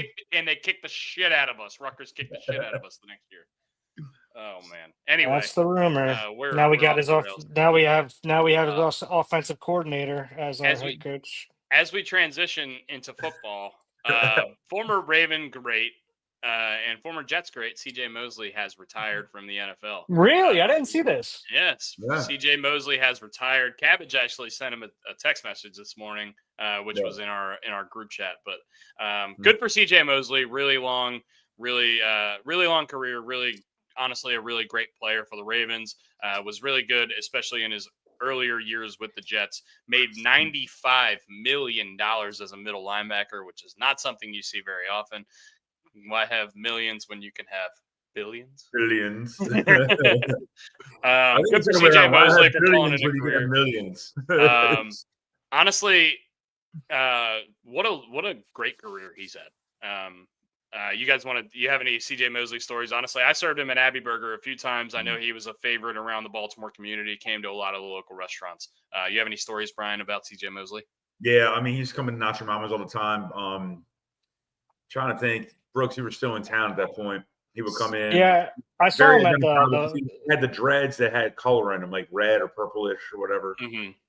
And just a nice guy. And I also know this from my friend who was his masseuse. She would drive up, or she would train up to New York when he went to the Jets, and said that he was one of the nicest people. So that's all I can really say about that. I never had like firsthand experience talking to him. Yeah, he seemed really quiet. He seemed really quiet when I talked to him. I saw him a couple times at the horse he rode in on. For whatever reason, he was there. I don't know why, but he was pulling chicks at Wayward on flip night. Yeah, I remember seeing him at the horse he rode in on a few times, and super quiet guy. Was very humble. Didn't want to talk about himself. Just was there to hang out. So yeah, he was behind the curtain. Put that up there a little. Yeah, we gotta be careful talking about massage there. By the way, only 33 years old as he retires from the NFL after 10 seasons. I would have pegged him as a guy that was a little bit older. I feel like he's been in the league forever. My friend who was a massage therapist would go up there and said, because she worked on a couple New York Jets, by the way, and also like Laquan Treadwell when he was with the Ravens. Said that he was Terp. He Terp. No, Laquan Treadwell was not a Terp. He went to Ole Miss, but you're thinking somewhat different. But anyway, said that like he was in a lot of pain. Like he would always be like after games, it would take him 2, 3, 4 days to get back to normal. So, and she also did acupuncture. Who was the Laquan? There was a Laquan that went to Maryland. Who is it? It's driving me nuts. I don't know. Laquan Williams. Sorry. He's Laquan Treadwell, not a Terp. Not true. First round bust, by the way. But on top of the Ravens, how about Jair Alexander, baby? Oh, yeah. We haven't even talked about that. Jair Alexander, 1 year, $6 million to the Baltimore Ravens. What do we think about that? Stays on the field. It's great. I mean, this is like a DeAndre Hopkins deal, right? I mean, we're getting a good player that's a little bit older, probably a little bit past his prime, but still can give us a lot on the field for relatively cheap. I mean, this has kind of been our MO. So, and by the way, they always end up working out usually. I mean, Marcus Williams did not. We know that was very bad, but 90% of the time, these things tend to work out. It feels like, Big Town. I keep forgetting about D-Hop. Yeah, I did forget about him for a little while too, until like they went back to OTAs, and I'm like, oh shit, Nuke looks good. And Brooks, I know you and I'm assuming Dusty, we're big Pat McAfee fans, and we watch it on a regular basis. Darius Butler, who is very connected in obviously the cornerback and defensive back community, whatever, secondary community, said that he's still in his prime. He just can't stay on the damn field. He's played 7 games. He's played 7 games the last 2 seasons. Obviously, there was a little bit of like a turmoil going on there in Green Bay a couple years ago where he wasn't made the captain. But if he can stay on the field, this is great because it also allows is it Malachi or Malik Starks, who are our first-round pick? Malachi to work his way into the NFL as opposed to being thrusted. That's great. Yeah, that's a great call out there. And picked out Marcus Williams was good for that. I mean, first few games before he got injured. And we kind of did the same thing with Earl Thomas. I know that ended badly, obviously, but I mean, he played great at the beginning. I know that didn't end very well and kind of sputtered. Yeah, he continually got a little bit worse, and older, obviously. Same thing with why am I blanking on his name now? The corner, number 24, Brandon Stevens from the Rams. He couldn't cover, but he picked a lot of balls off because he jumped routes super aggressively all the time. Marcus Peters. Marcus Peters. We had a few. We had probably maybe a full season, half a season stint with him where he was very good as well. He was a great pick for us. Yeah. I looked, and same Clowney too. I mean, we do this stuff all the time. I looked on paper. I looked at the secondary. I mean, Nate Wiggins, Marlon Humphrey, Jair Alexander, Kyle Hamilton, Malachi Starks, first-round pick. I mean, are you kidding? That's a great-looking secondary. It looks great on paper. It's sexy. We'll see if they mesh. We'll see if they stay healthy. All those good things. So. We haven't mentioned, by the way, Jair Alexander, Louisville teammate with Lamar Jackson. So that was I didn't know really that. cool. Yeah, 28. And how about Lamar? Only 28 years old. Going to the podium, being like, "Go get him, Eric! Go get him!" I saw that. He goes and gets him. I saw all that. I didn't realize he was a teammate with him at Louisville. That's awesome. What Schefter reported is that he turned down more money to go other places to come to the Ravens. Yeah, so he had $8-9 million offers from other teams, and he took 6 to come with the Ravens. Seems like we get that a lot. Just want to note that Nick Taylor is in 3rd place in the golf tournament. Just letting you know. What tournament? They're playing the Travelers Championship in Connecticut. It is an elevated event, so all the big dogs are there. $20 million purse. TPC River Highlands. Austin Eckroat is in 1st right now. Wyndham Clark, Davis Riley, Victor Hovland, and Nick Taylor on the top 5 leaderboard right now. Scheffler and Rory are both playing in the tournament, so I would say the big dogs are there. Since we're talking golf here, Dusty, have you seen all the stuff where a lot of other people are coming out about Rory and all how he's kind of acting recently between SVP and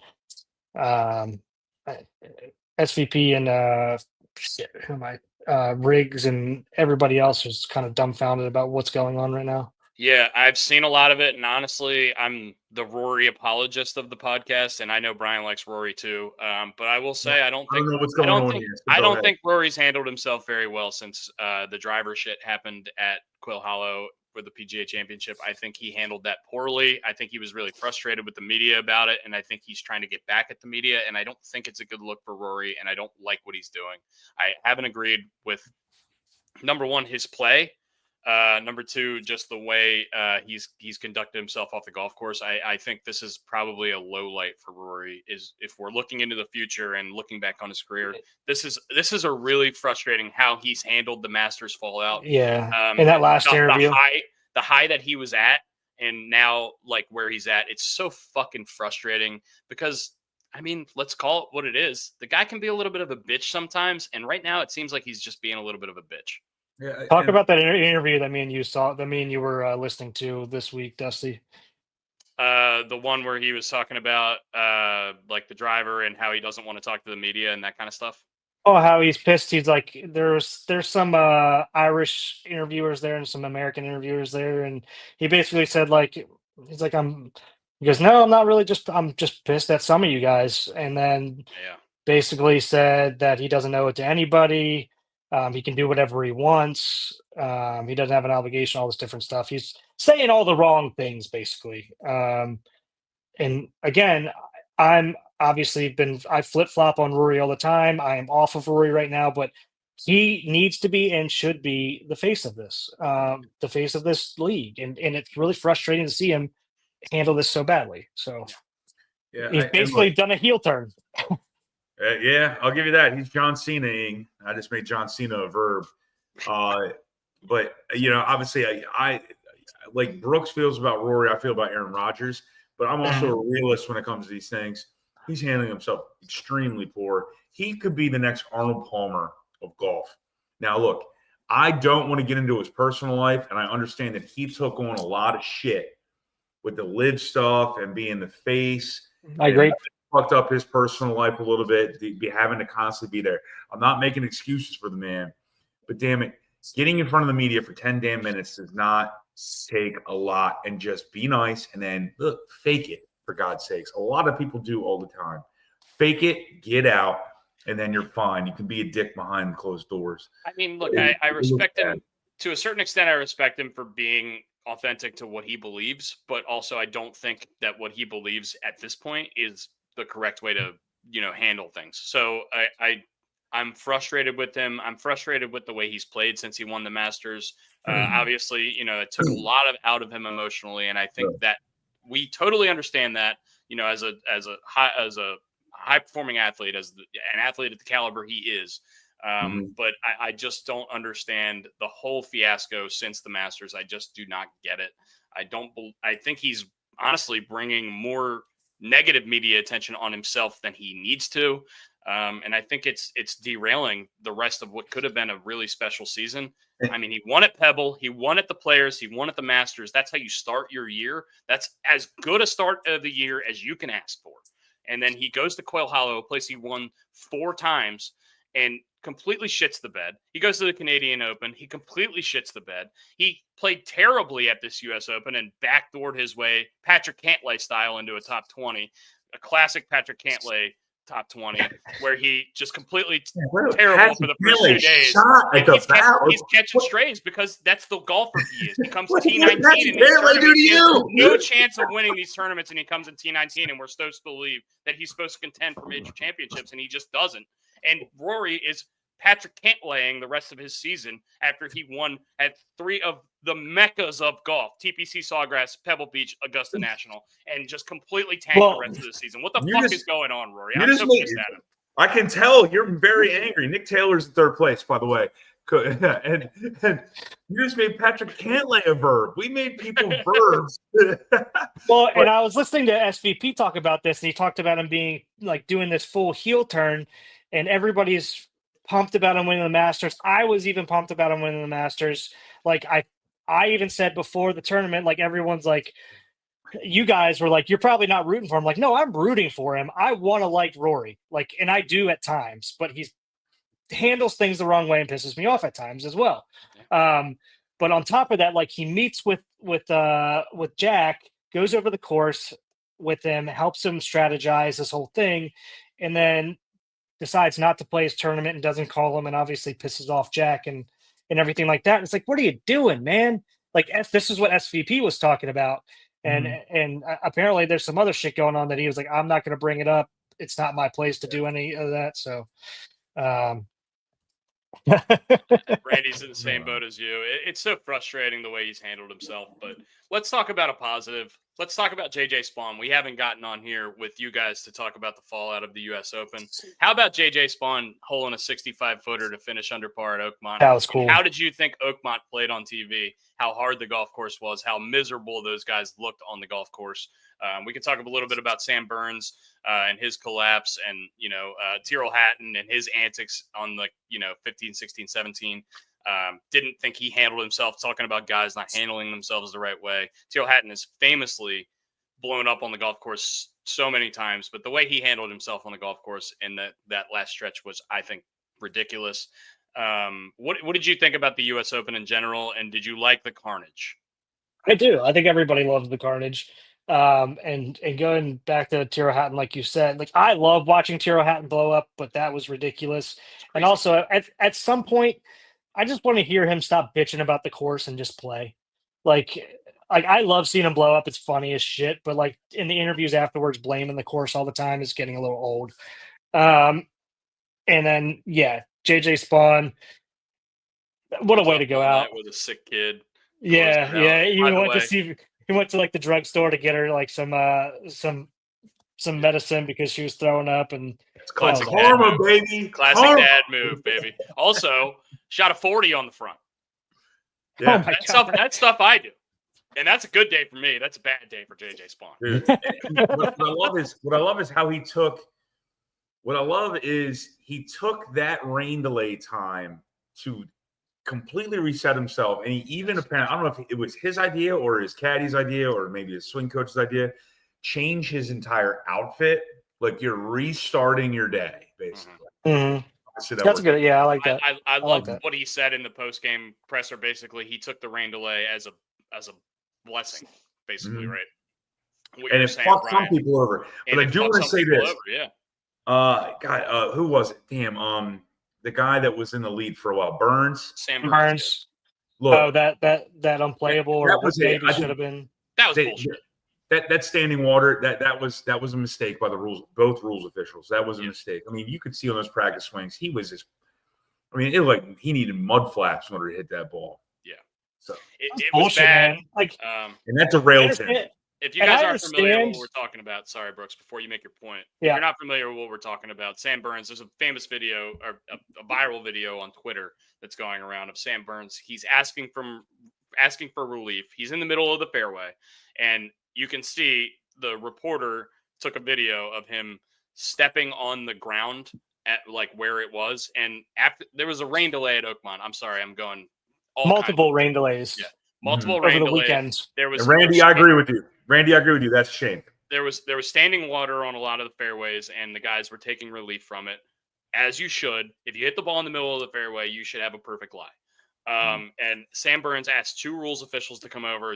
Both of them denied him relief from what was basically standing water. And if you look at the video on Twitter of the guy, the social media guy, I can't remember who it was, the guy on the course, stepping on where Sam Burns had to hit from, it's complete bullshit. But also, it's the U.S. Open. It's going to be hard. You have to respond the right way, and JJ Spawn responded the right way, and Sam Burns. I agree, and that's what I was the point that I was going to make. I think the rules officials got this wrong. I don't agree with it. I understand that they were probably trying to play into like this is the U.S. Open. It's going to be hard. You just got to play. You just got to deal with it. That was not deal with it type of stuff right there. That was bullshit. That's not we're making the course harder. That's Mother Nature is making the course harder. And the course is hard enough. Yeah, shit. They're putting a marble. All right, already. So come on, like let's give you guys a little bit of reprieve. But this is the same thing we talk about in football all the time. How many times have you seen a 50-yard pass interference that shouldn't have been called, and they get 50 yards and free? And guess what? The defense has to respond. You have to respond as a player, especially at the U.S. Open. You have to be mentally tough enough, and Sam Burns was not. And I don't think he handled it the right way. And that's why J.J. Spawn took the opening and was able to win. Yeah. He still would have fell out of first place on that hole just because, I mean, he basically hit into another thick rough, and he was going to – I think he ended up double bogeying that hole. He was going to do that regardless based on what was happening on that hole. But, I mean, he kept falling after that. So he could have righted the ship after that and couldn't do it. But going back to the original point, that was a bullshit call by the rules official. But like you said, Dusty, mental toughness. How do you respond? And good for JJ Spawn. He just came off. He comes off like such a good dude. And awesome second win on tour. It's unreal. And he lost to Rory in a playoff at the Players. Is that the Players? Yeah. So, and he's not Canadian, which is even better. It's awesome. He also, by the way, thrust himself straight into the conversation for the Ryder Cup. I think he is in third place, and he is loves thrusting. He's going to be an automatic guy for the Ryder Cup, which is really going to be a difficult decision for Keegan Bradley to have to make when the time comes in a couple months here.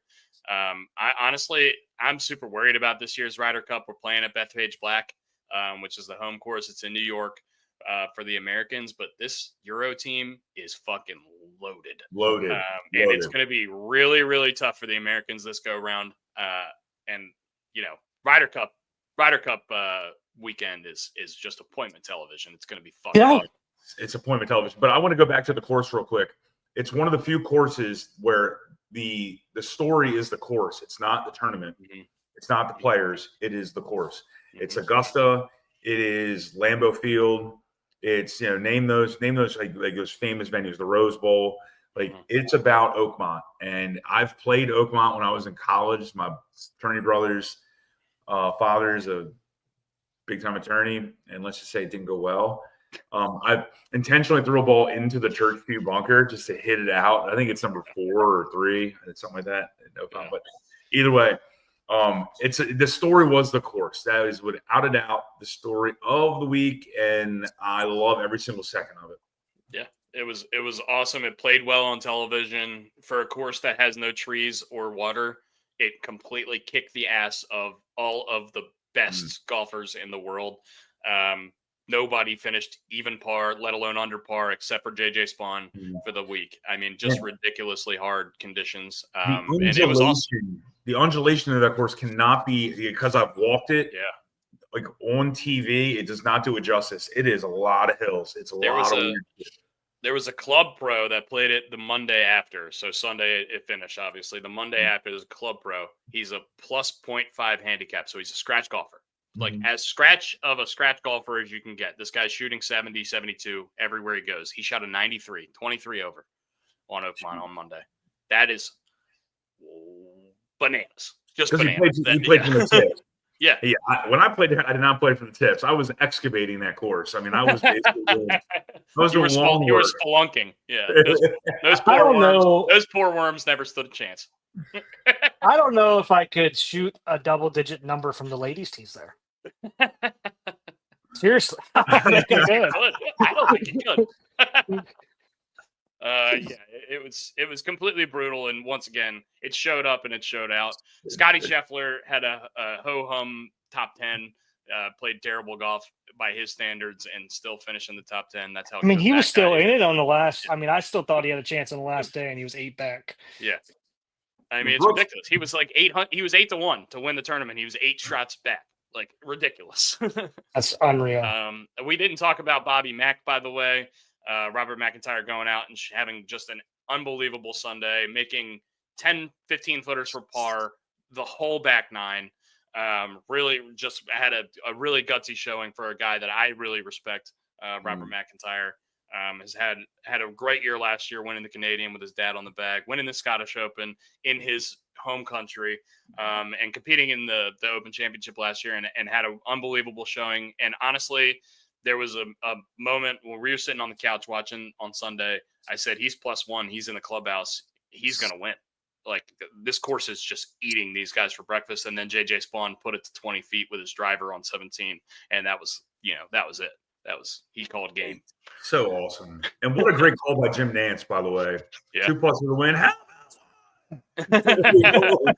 And also, shout out to Victor Hovland for giving him a read on the putt, by the way. He had the same putt. Right. Also, shout out to Hovland. So I heard this by JJ Spawn when he did a bunch of interviews, the day or two after the U.S. Open. He said Victor Hovland actually gifted him a couple bottles of wine. He was like being a nice dude. That's pretty fucking sweet. I love Victor. I love him too. I'm glad he's kind of righted the ship, because he was in like peril for a while. He was like Arkansas baseball there for a while. Fuck you, Joe Racky. Come on. Not the day. All right. But with that, we're going to get into our Snake Draft. Before we do, make sure you guys subscribe to us on YouTube and give us a follow on all the major social media platforms. We're getting closer to 2,000 subscribers. I put this out there to the group. I didn't get anybody to say no to this. If we get to 2,000 subscribers here soon, we will do a show power hour. So we will do a power hour during the show. Sure. During the show, we will take a drink every minute. No see how that goes. There's just not going to be any music or anything like that, but we're going to do an in-show power hour. So get us to 2,000. Get us to 2,000 subs, and we'll do something for every milestone, obviously. But tell your friends to tell a friend. We're looking to get keep getting our subs up. So appreciate the hell out of you guys. And without further ado, today's draft is worst sports franchises. Worst sports franchises.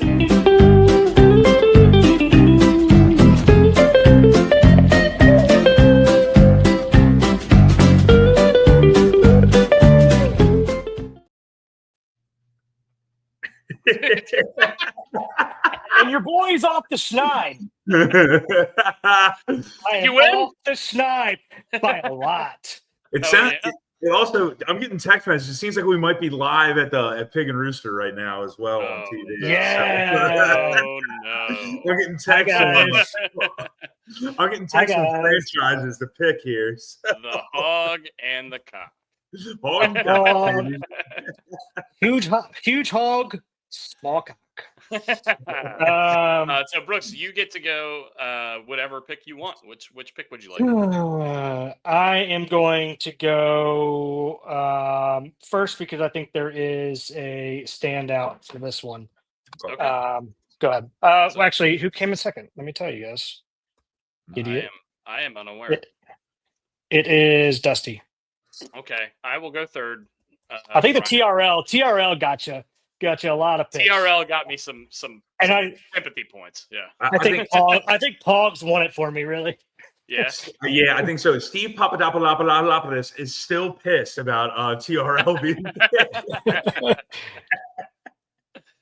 Oh man! All right. So without further ado, we are going into our worst sports franchises. Brooks, what is the worst sports franchise of all time? The former Baltimore Ravens, our hometown team, the Cleveland Browns.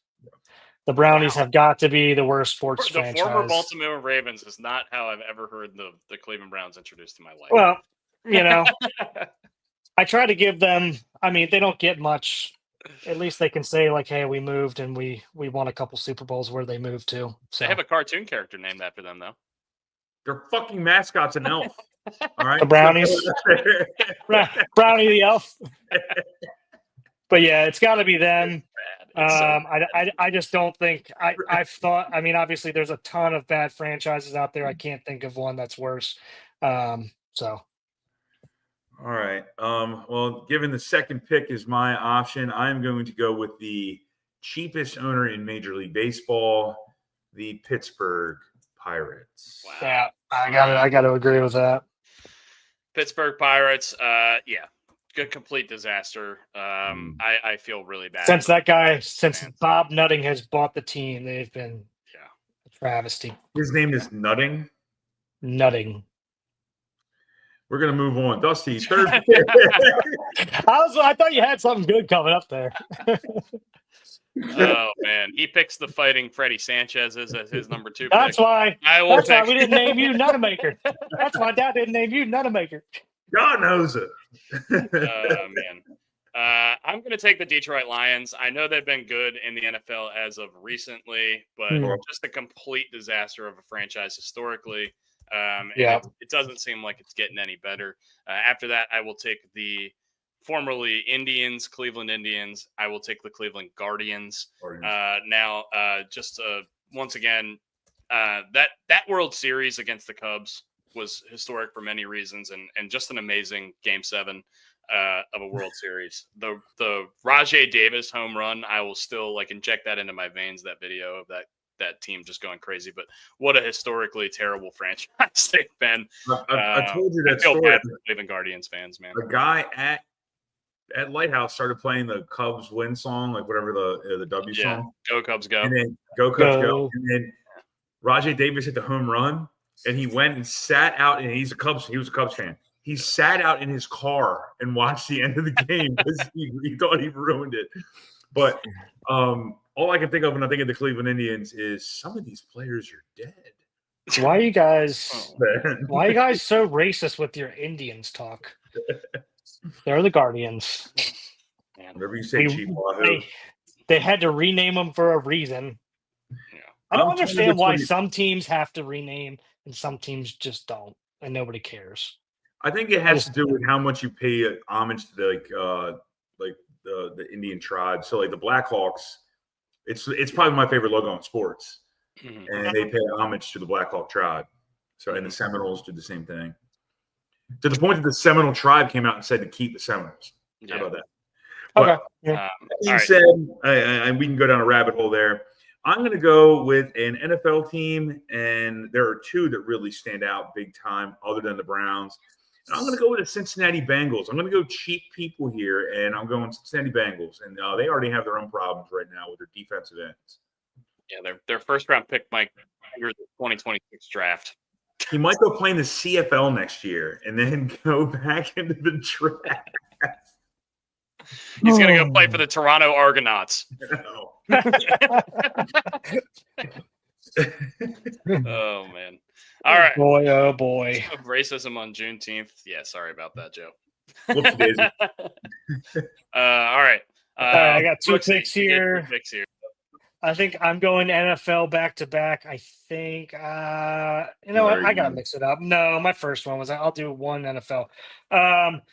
Give me the Jacksonville Jaguars. They've been a shame since they've been an expansion team, it feels like. Because it's always, I mean, at least Houston seems to know what they're doing at times. Jacksonville it just seems like shit's in disarray all the time. And my second pick on the wraparound is going to be the Los Angeles Clippers. Whoa. Yeah. Which we talked about earlier, had their last owner thrown out of the league, get him off the tour, Doug, because he is a huge racist. Is he dead now? I think he might be dead. I don't know. He was old as shit, but 2 thumbs down on that guy. Just as he's a shitty human being. Let's talk about Jay Monahan stepping down, but we'll do that after the draft. Oh yeah, we can talk about that too. Yeah, I'm gonna. Damn you! I'm gonna go to the Sacramento Kings. The sack. Nope. I'm on Sacramento Kings. I forgot about them. I can't blame you there. The Sacramento Kings have been a complete disaster, basically, for the entirety, except for in that 03 or 04 season when they had lifetime, when they had Mike Bibby and they had Peja Stojakovic and they had Chris Webber and they were going against the Lakers. Vlade. Great passer. But that being said, other than that, they've been miserable. Peja Stojakovic, I miss him. What's he doing? Peja Stojakovic, dude, that guy could win a 3-point contest today. Wet, as they say. Yeah, we talked about them earlier. I'm going to take the Charlotte basketball team, whatever you want to call them, the Hornets, the Bobcats. I don't care. They're bad. They're not good at basketball. Charlotte. I'm just going to put Charlotte basketballs. They're going to get Washington football teamed here. They're just not good. It's a terrible franchise. It's been a terrible franchise. And my second pick here is going to be the team that might set the record for most losses in an MLB season this year, the Colorado Rockies. They have been a complete disaster for the entirety of their. They went to a World Series. They went to a World Series. That's the highlight of the whole organization. They went to a World Series. I'm just saying. Kaz Matsui was playing second base. I mean, they've been to a World Series more recently than the Orioles have. Yeah. Well, it's been 1980. We could take the draft, by the way. We're so biased. We're not taking the Orioles. We should. We could take. There's a lot of local teams we could take. Anyway, Brian, you have the next pick. Let's just get that. Let's get this out of the fucking way. It's the Washington Wizards. I mean, this is an absolute monstrosity, terrible team. I mean, what the fuck are they doing? And by the way, there's no Wizards in Washington. Just going to throw it out there. Not that there's any Pirates in Pittsburgh. I understand that. But the damn Wizards, come on, man. They're terrible. I mean, so players could die. That's where a lot of Bullets are. They should have just kept the Bullets, man. The Bullets are such a better name. Keep the You're telling me you don't believe in Etan Thomas and Jared Jeffries? I'm a big Popeye Jones guy, all right? What about Larry Hughes? He led the league in steals one year. Look, I just watched a documentary on Javaris Crittenton and Gilbert Arenas having guns in the locker room. All right, the Washington Wizards win for me. Yeah, right? Thank God they weren't the Bullets when that happened. Yeah. Oh man, it's brutal. It's brutal for the Wizards. I don't know that I can name them. Wizards. The Wizards. Where did the Wizards come from? Like, who voted for that shit? I don't know. Anything else? They saw W and they were like, we got to do alliteration here. Yeah, right. I mean, so dumb.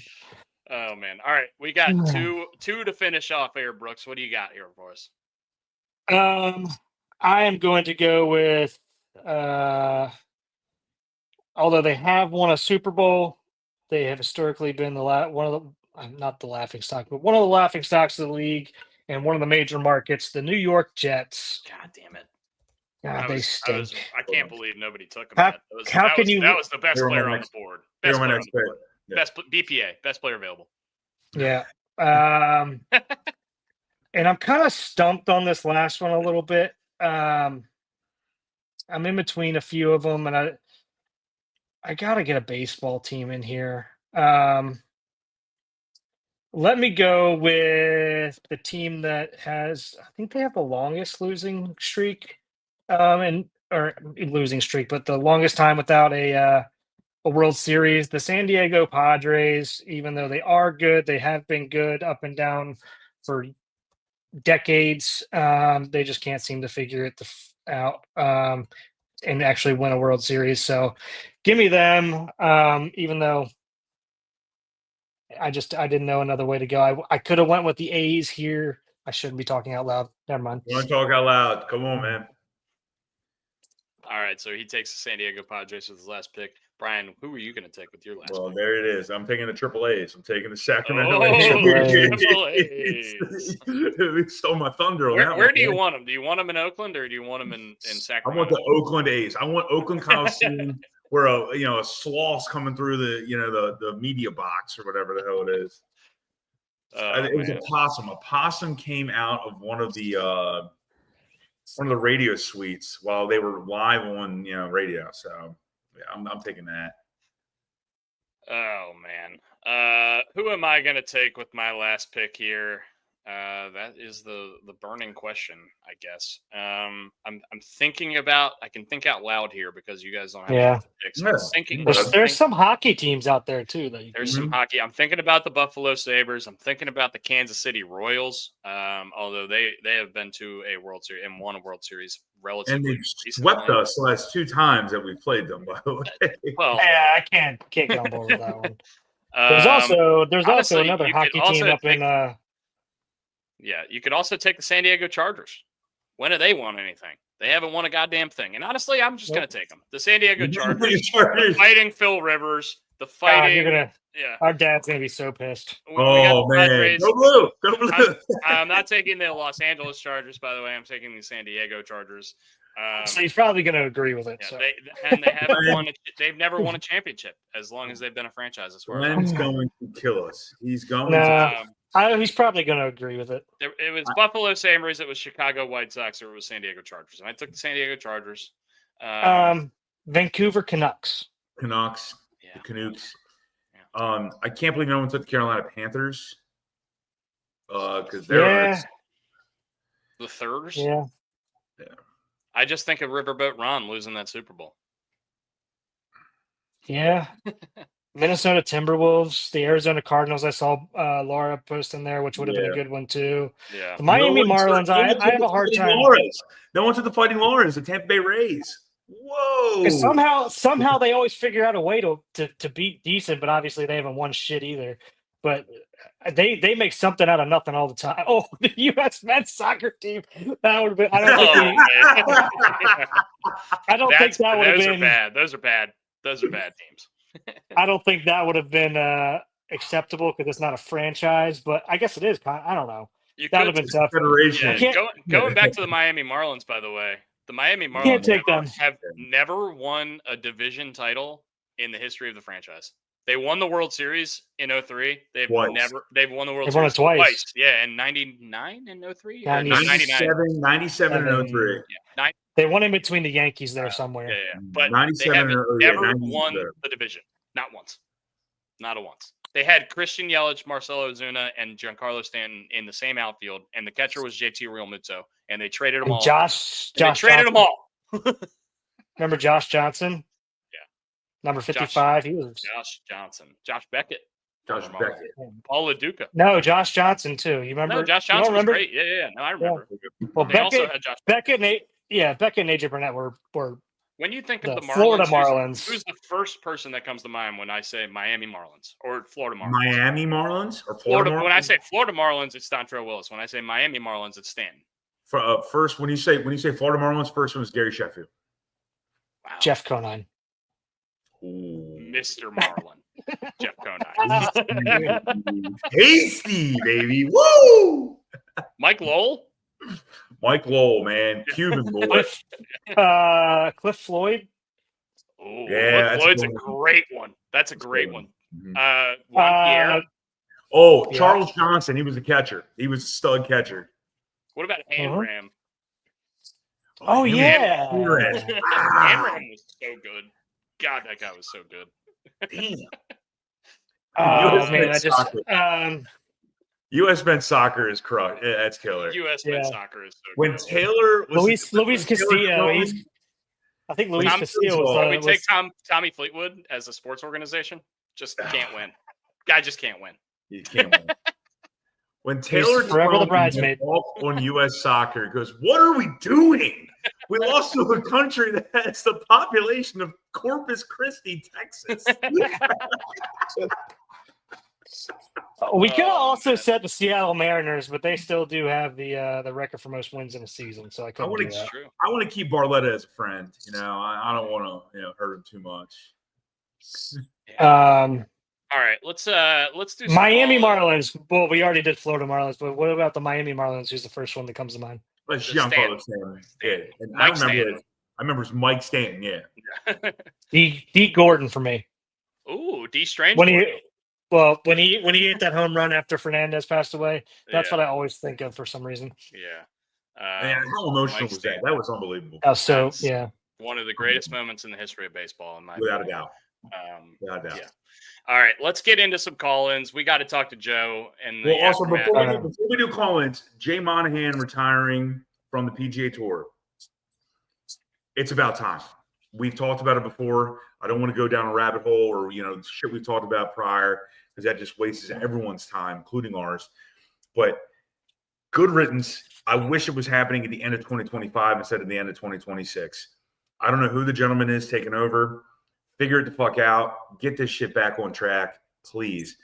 So, I'm so happy that Jay Monahan is retiring. There's not much more to say, really. I actually said something to Dustin the other day with all the Rory stuff going on. And speaking of Jay Monahan, who just fucked over Rory so badly during that whole live stuff, do we think, with him being so pissed off and just everything going on at the moment, does he have a live deal in the works right now that he's going to go get a bunch of money to go there? I would be shocked. Honestly, I don't think there are going to be. I would be shocked. I would be shocked too, but I mean, I'm just my wheels are turning a little bit. Yeah, based on the way that Brooks Koepka has been handling the live stuff recently, it seems like he doesn't want to be there at all. And Rahm, same way. They seem bored. They don't seem like they have the fire in these majors like they should. Koepka honestly had a really good round one in the U.S. Open, and me and Brooks looking at each other like, oh shit, is Brooks Koepka, the ghost of Brooks Koepka, going to come out and compete in this golf tournament? And then he just kind of fell off a cliff. He won a major 2 years ago. It hasn't been that long. Yeah. Brooks Koepka's career is just so bizarre, but anyway, the Jay Monahan stuff. It's at the end of next year, right? So it's the end of 2026. Go on and get the fuck out. I don't know what that means. I don't know what that means. Like, when's the end of the season? I guess when the FedEx Cup. Yeah, so it'll be at the end of August. Basically next year. Yeah, that will be gone.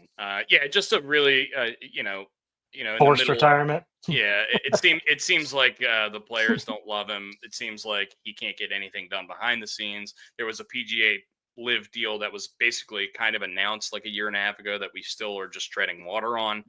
We have no idea what's going on with. Liv's just going to wait it out. It seems like he's not done a great job. Like you guys said, good riddance. Get the hell out. No, now let's get the Joe. Let's get the most somber man in America because the Arkansas baseball team. Let's take it to Arkansas, Joe. Hey, Joe. Gross. Hold on, let me get the spotlight on. That was disgusting. Don't put it on Mike Fonten, though. That was disgusting. Joe, get out of the middle of the road. That was disgusting. Get out of the middle of the road right now. No, not in the middle of the road. But, trying to shade myself from the sun right now because it is blazing out here today. I'm sure, man. I in Maryland it's hot. I can't imagine how Arkansas is right now. And my dehumidifier in my house is just working non-stop. The house is older than shit, and the AC is pumping, but it's humid in the house. Joe, walk us through watching the game yesterday. Where were you? Where were you? What happened afterwards? Talk to me. Yeah. So I didn't watch the game. I listened to the radio call because fuck ESPN. I like my guys. I know Ben McDonald's one of my guys, but not in that situation. He's not. Fair enough. And he didn't call the game anyway, so he was sitting behind the catcher. Either way. Okay. Walk us through it. So it started off. I was still out working, so I had it on the radio in the truck, and then I got home and I'm listening to the game. We go up 1-0 on the home run, and I'm like, okay, this is good. Pitching's good. I lost the feed for a bit because I was out doing some stuff. Sounds like somebody's killing their dogs behind me, but that's not my problem. They were down 2-1, and I'm like, shit. Because my dad was blowing up my phone with texts about how the Orioles are the worst team in baseball. And I'm like, I'm not even worried about the Orioles. I see the score. I'm not. We got 6 outs to go before elimination. You can fuck off with the Orioles right now. Yeah. And told him, I said, yeah, the game's on ESPN. You can turn it on. So he turns it on, and I pull in my driveway, and they go up 3-2. And I screamed really loud, said some curse words, and said, maybe I need to stay on the phone with you. I'm not superstitious. I'm a little stitious, Dad. I did not stay on the phone, but my mom was rooting for the Razorbacks for the first time in her life, watching the college baseball. You're sports stitious. Next thing I know, it's 5-3. It's 5-3. I'm still listening. I'm cleaning the kitchen, doing my thing. Because I came back. I went to go get dinner. Came back. The restaurant fucked up our order for the third time in 3 months. So they're not getting my business anymore. And mine was okay, but my son's was screwed up beyond eating. So not only is your season over, but your dinner's fucked up. Jesus Christ, Joe. Yeah, I ate my burger without even realizing that they didn't put everything on it that it was supposed to have on it. But yeah, my son brings it out and goes, this is fucked up again. I'm like, okay. Normally when you call, they'll be like, okay, we'll replace everything, no problem, give you 50% off next time. They wanted to grind me last night. I'm like, no, you all just buzz off. I'm not. They just open a Whataburger across town. You can kiss my ass with the money you charge. But anyway, I digress. Just a rough day for Arkansas Joe yesterday, man. It was, and then it's 6. We're up 5-3, and the ground ball goes, and the radio call, like I said in the comments, said that he took 3 steps to the right, so he probably felt it was best to go with the lead runner, which it could have been. I mean, in that situation, that ball's hit really hard, really fast, and you want to get an out. And if you don't think you can turn to 2, I mean, he could have went to second. That's still an out, but that's not your lead runner. I get it. Yeah, that's what I want to watch the replay of that. I want to see if momentum, what the momentum looks like, or what, kind of put myself in his scenario. And I know you guys said it looked like a regular fungo, but I want to see it. That's fair enough, Brooks. But honestly, even if the momentum was taken to third base, totally fine. You're up by 2 runs. You don't put another guy in scoring position, so you go get that out at second base. without a doubt. I mean, I just don't, because the ball was hit hard enough that the runner coming from first to second was so far away. It was an easy out as long as you have good feet. Yeah. I like I said, I was listening on the radio feed, so I still haven't seen. I've seen some of it, but I just stayed away from a lot of it because I was a grouch very badly last night. Shannon's like, what is going on? I'm like, they lost. Like, oh, I get it. Because we were getting in the truck and going to Omaha on Saturday. Like you told me last weekend when we were at the bar. That'd be I'm like, awesome. yeah, if they That make would it be through, awesome. if they make it through, we're getting in the truck. We're gonna go up because my buddy lives up there. So I was like, yeah, we'll hang out for a day. I wasn't gonna go to the ball game because I don't have that kind of money. I barely have the gas money to get to Omaha, but you know, that would have been. You only live once.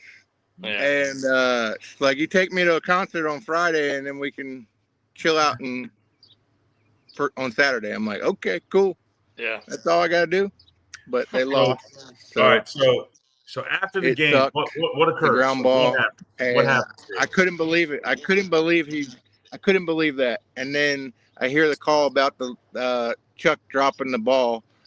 He just misplayed it. He slipped and he misplayed it. He tried to dive to get it and he missed it.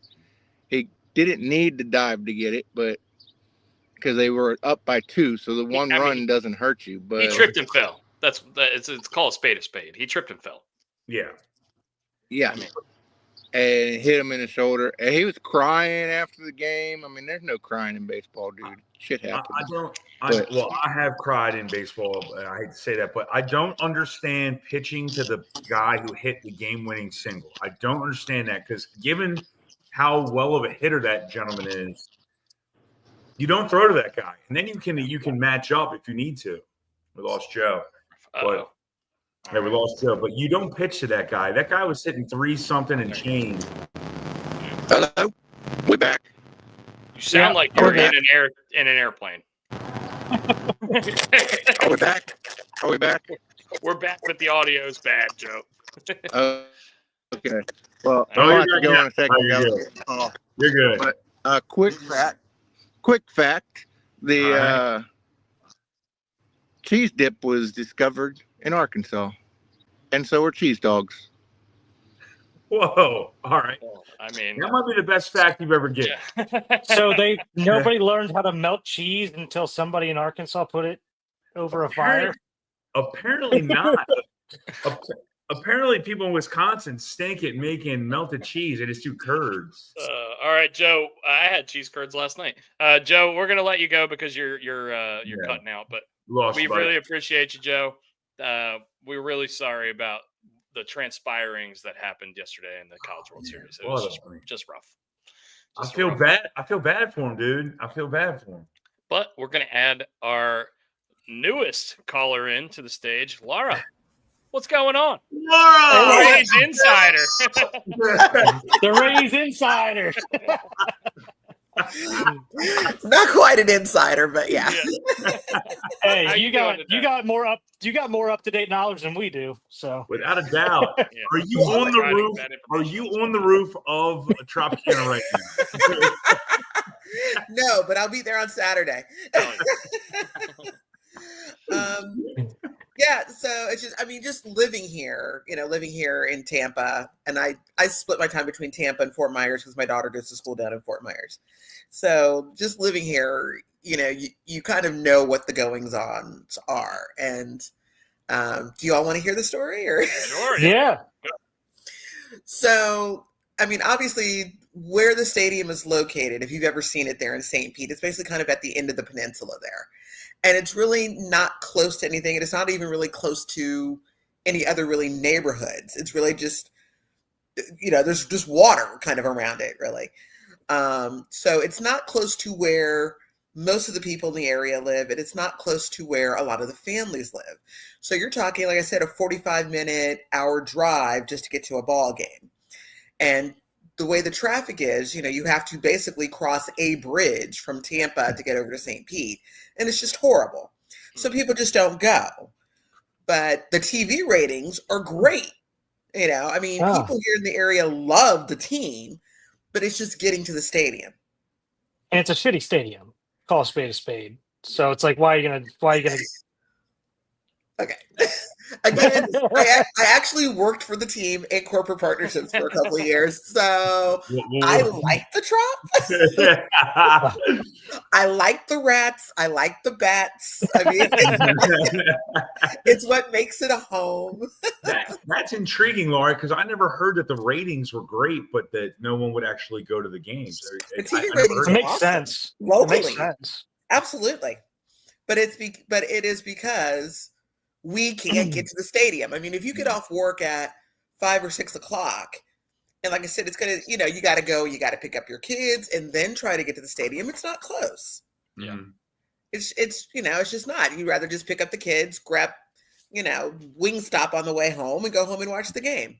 Fair enough. I mean, the weekends it gets better, obviously, because you don't have that kind of thing, but that's a little more freedom. Yeah. Right. And that's one of the reasons why they tried to start games a little bit earlier, because they wanted people to come just right after work. And there's like, I still don't have my kids to come right after work though.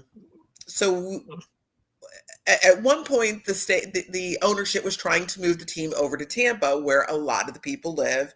And of course that's where Raymond James is. Downtown Tampa is where, the Lightning play. I mean, but basically neither side wanted to pay for the stadium in full. And that's what Stu Sternberg wanted. He wanted us, the taxpayers, to pay for a stadium.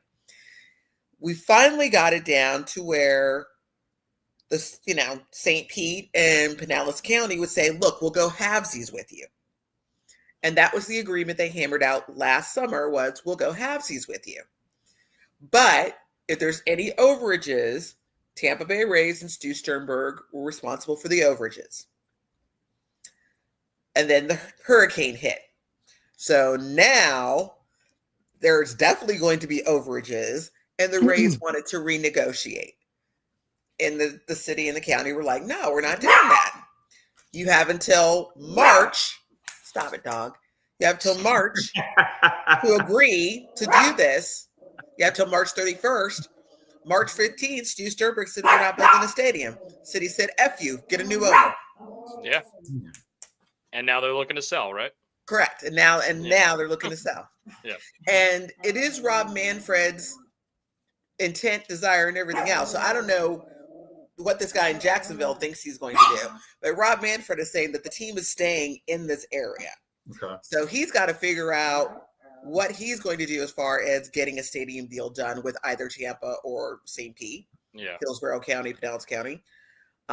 Again, the Trop is supposed to be repaired, but again, I haven't seen any repairs. Now, again, they may be doing stuff inside that I don't see, but I'm talking about the top. The roof is still off; it's gone. So, if you're in their rainy season, so you would think that they would be working on getting a roof up there, so the rain doesn't come in there and ruin the rest of the bowl.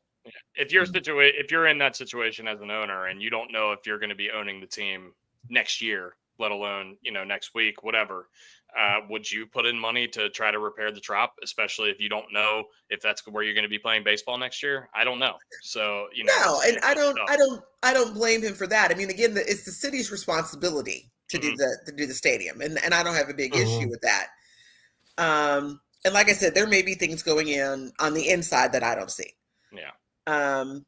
But again, it's just kind of like, well, what's going on? Because nothing seems to be happening. And, and we're playing in, this outside stadium, which is nice from all intents and purposes, but it's hot. It's hot as fuck. That's why all the games, that's why all the games are night games. All the games start at, 5, 6, 7 in the evening. We don't have day games at all anymore. Because of that heat. So this seems like a problem from the beginning. I mean, why put the stadium exactly where you said it was? And it's a logistical problem. Why in the hell would you even think to put there? I mean, maybe it's a land thing, maybe it's real estate, whatever. But it just sounds like a problem all around. That arena was originally built. That was the first home of the Lightning. Okay. That's where they played originally before they built the arena downtown. I didn't know that. Okay. Yeah. And so, and since that was there, and then it was sitting there vacant, they were using that way back in the day to try and lure the White Sox to come, because we were trying to lure other teams to come to Tampa before they gave us our own franchise. All right. So they were trying to get the White Sox to come. They were trying to get the Giants to come at one point. So, and keeping in mind, this is before I lived in Tampa. I've only been here 20 years. I say only 20 years. Only 20 years. Only 20 years. Yeah. Throw away. You're new to town. Yeah. So, but that was before I got here. So, and then they got awarded, the Tampa Bay franchise, and that's where they've been since. They've been at the Trop. So, yeah. But we'll see what happens. Yeah. I hope this guy, whoever this is, this Jacksonville guy that's buying them, for what I understand, part of his team is based here in Tampa. Okay. So part of the ownership group is based here in Tampa. So it's my understanding that they want to keep the team in Tampa. Yeah. How far away is Orlando from Tampa?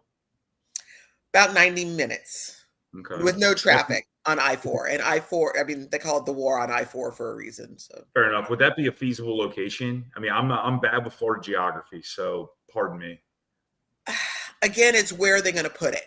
Considering how huge the arena is, Amway Arena is downtown for the basketball. They've got the soccer field. I mean, where would they put it in Orlando? No. Unless it's going to be out near Disney somewhere. That's what I'm kind of getting at, because Disney probably can, you can pull from that money. The Braves and the Astros. No, I think spring training. The Braves used to do spring training there. So they do have that, kind of spring training-ish facility. But again, we're only talking, 5,000, 6,000 seats. I've been there many a time. Yeah. So you're right. I mean, you're still looking at a minor league stadium. Right. So, I mean, I appreciate them playing at Steinbrenner Field, and we got our first official rain out, I think, one day. So, and however many years they've been a franchise, 25 years or whatever, they've finally got a rain out. So at home, I can't tell you this much, Laura. I appreciate you so much. It's finally nice to put a face with a name, because you're always chiming in, and we're giving you hell in a handbasket all the time, and vice versa. The only reason I'm able to call in today is because it's Juneteenth. It's a holiday. Normally I'm working. What do you do day by day? But here's the funny part. So it's Juneteenth. I'm off on today, and then I'm technically off tomorrow because tomorrow's my last day at my current job. Oh, nice. There you go. Vacation. Correct. You got a little 4-day weekend coming up. I do. So I start my new job on Monday, and we'll see what that schedule is like. It should be more of the 3 to 4 day a week. So hopefully I will have some availability to call in more often. Well, please do. I mean, we love everything you provide to the podcast. You're absolutely awesome. Like, it's just so much fun. You see it pop up, and just talk shit to us all the time, please. It's really great. We love it. Yeah. You're Mulberries. Come on. We appreciate that. Laura, thank you so much for calling in, and we'll have you on hopefully in the future. Thank Always you. Have a pleasure, guys. Have a great day off, and we appreciate you very much. Thank you. Bye. All right. We got Arkansas Joe back. What's going on, Arkansas Joe? All right. I'm sorry. Got a phone call. You're all right. She might call back, so you might get lost again. But sorry, we had more important things to do anyway. Cheese dips and cheese dogs are an Arkansas thing invented here. And in 1906, diamonds were discovered in Arkansas for the first time in what is now the Crater of Diamond State Park. Crater of Diamond State Park? Have you been there? Yes, once. Is it nice? It is. You can go there and dig for diamonds, and you get to keep whatever you find. Is Arkansas one of the most random places of all time? Flavor Flav's running a parade, and we got diamonds. Can we get this state of left fielder? Sorry, too early.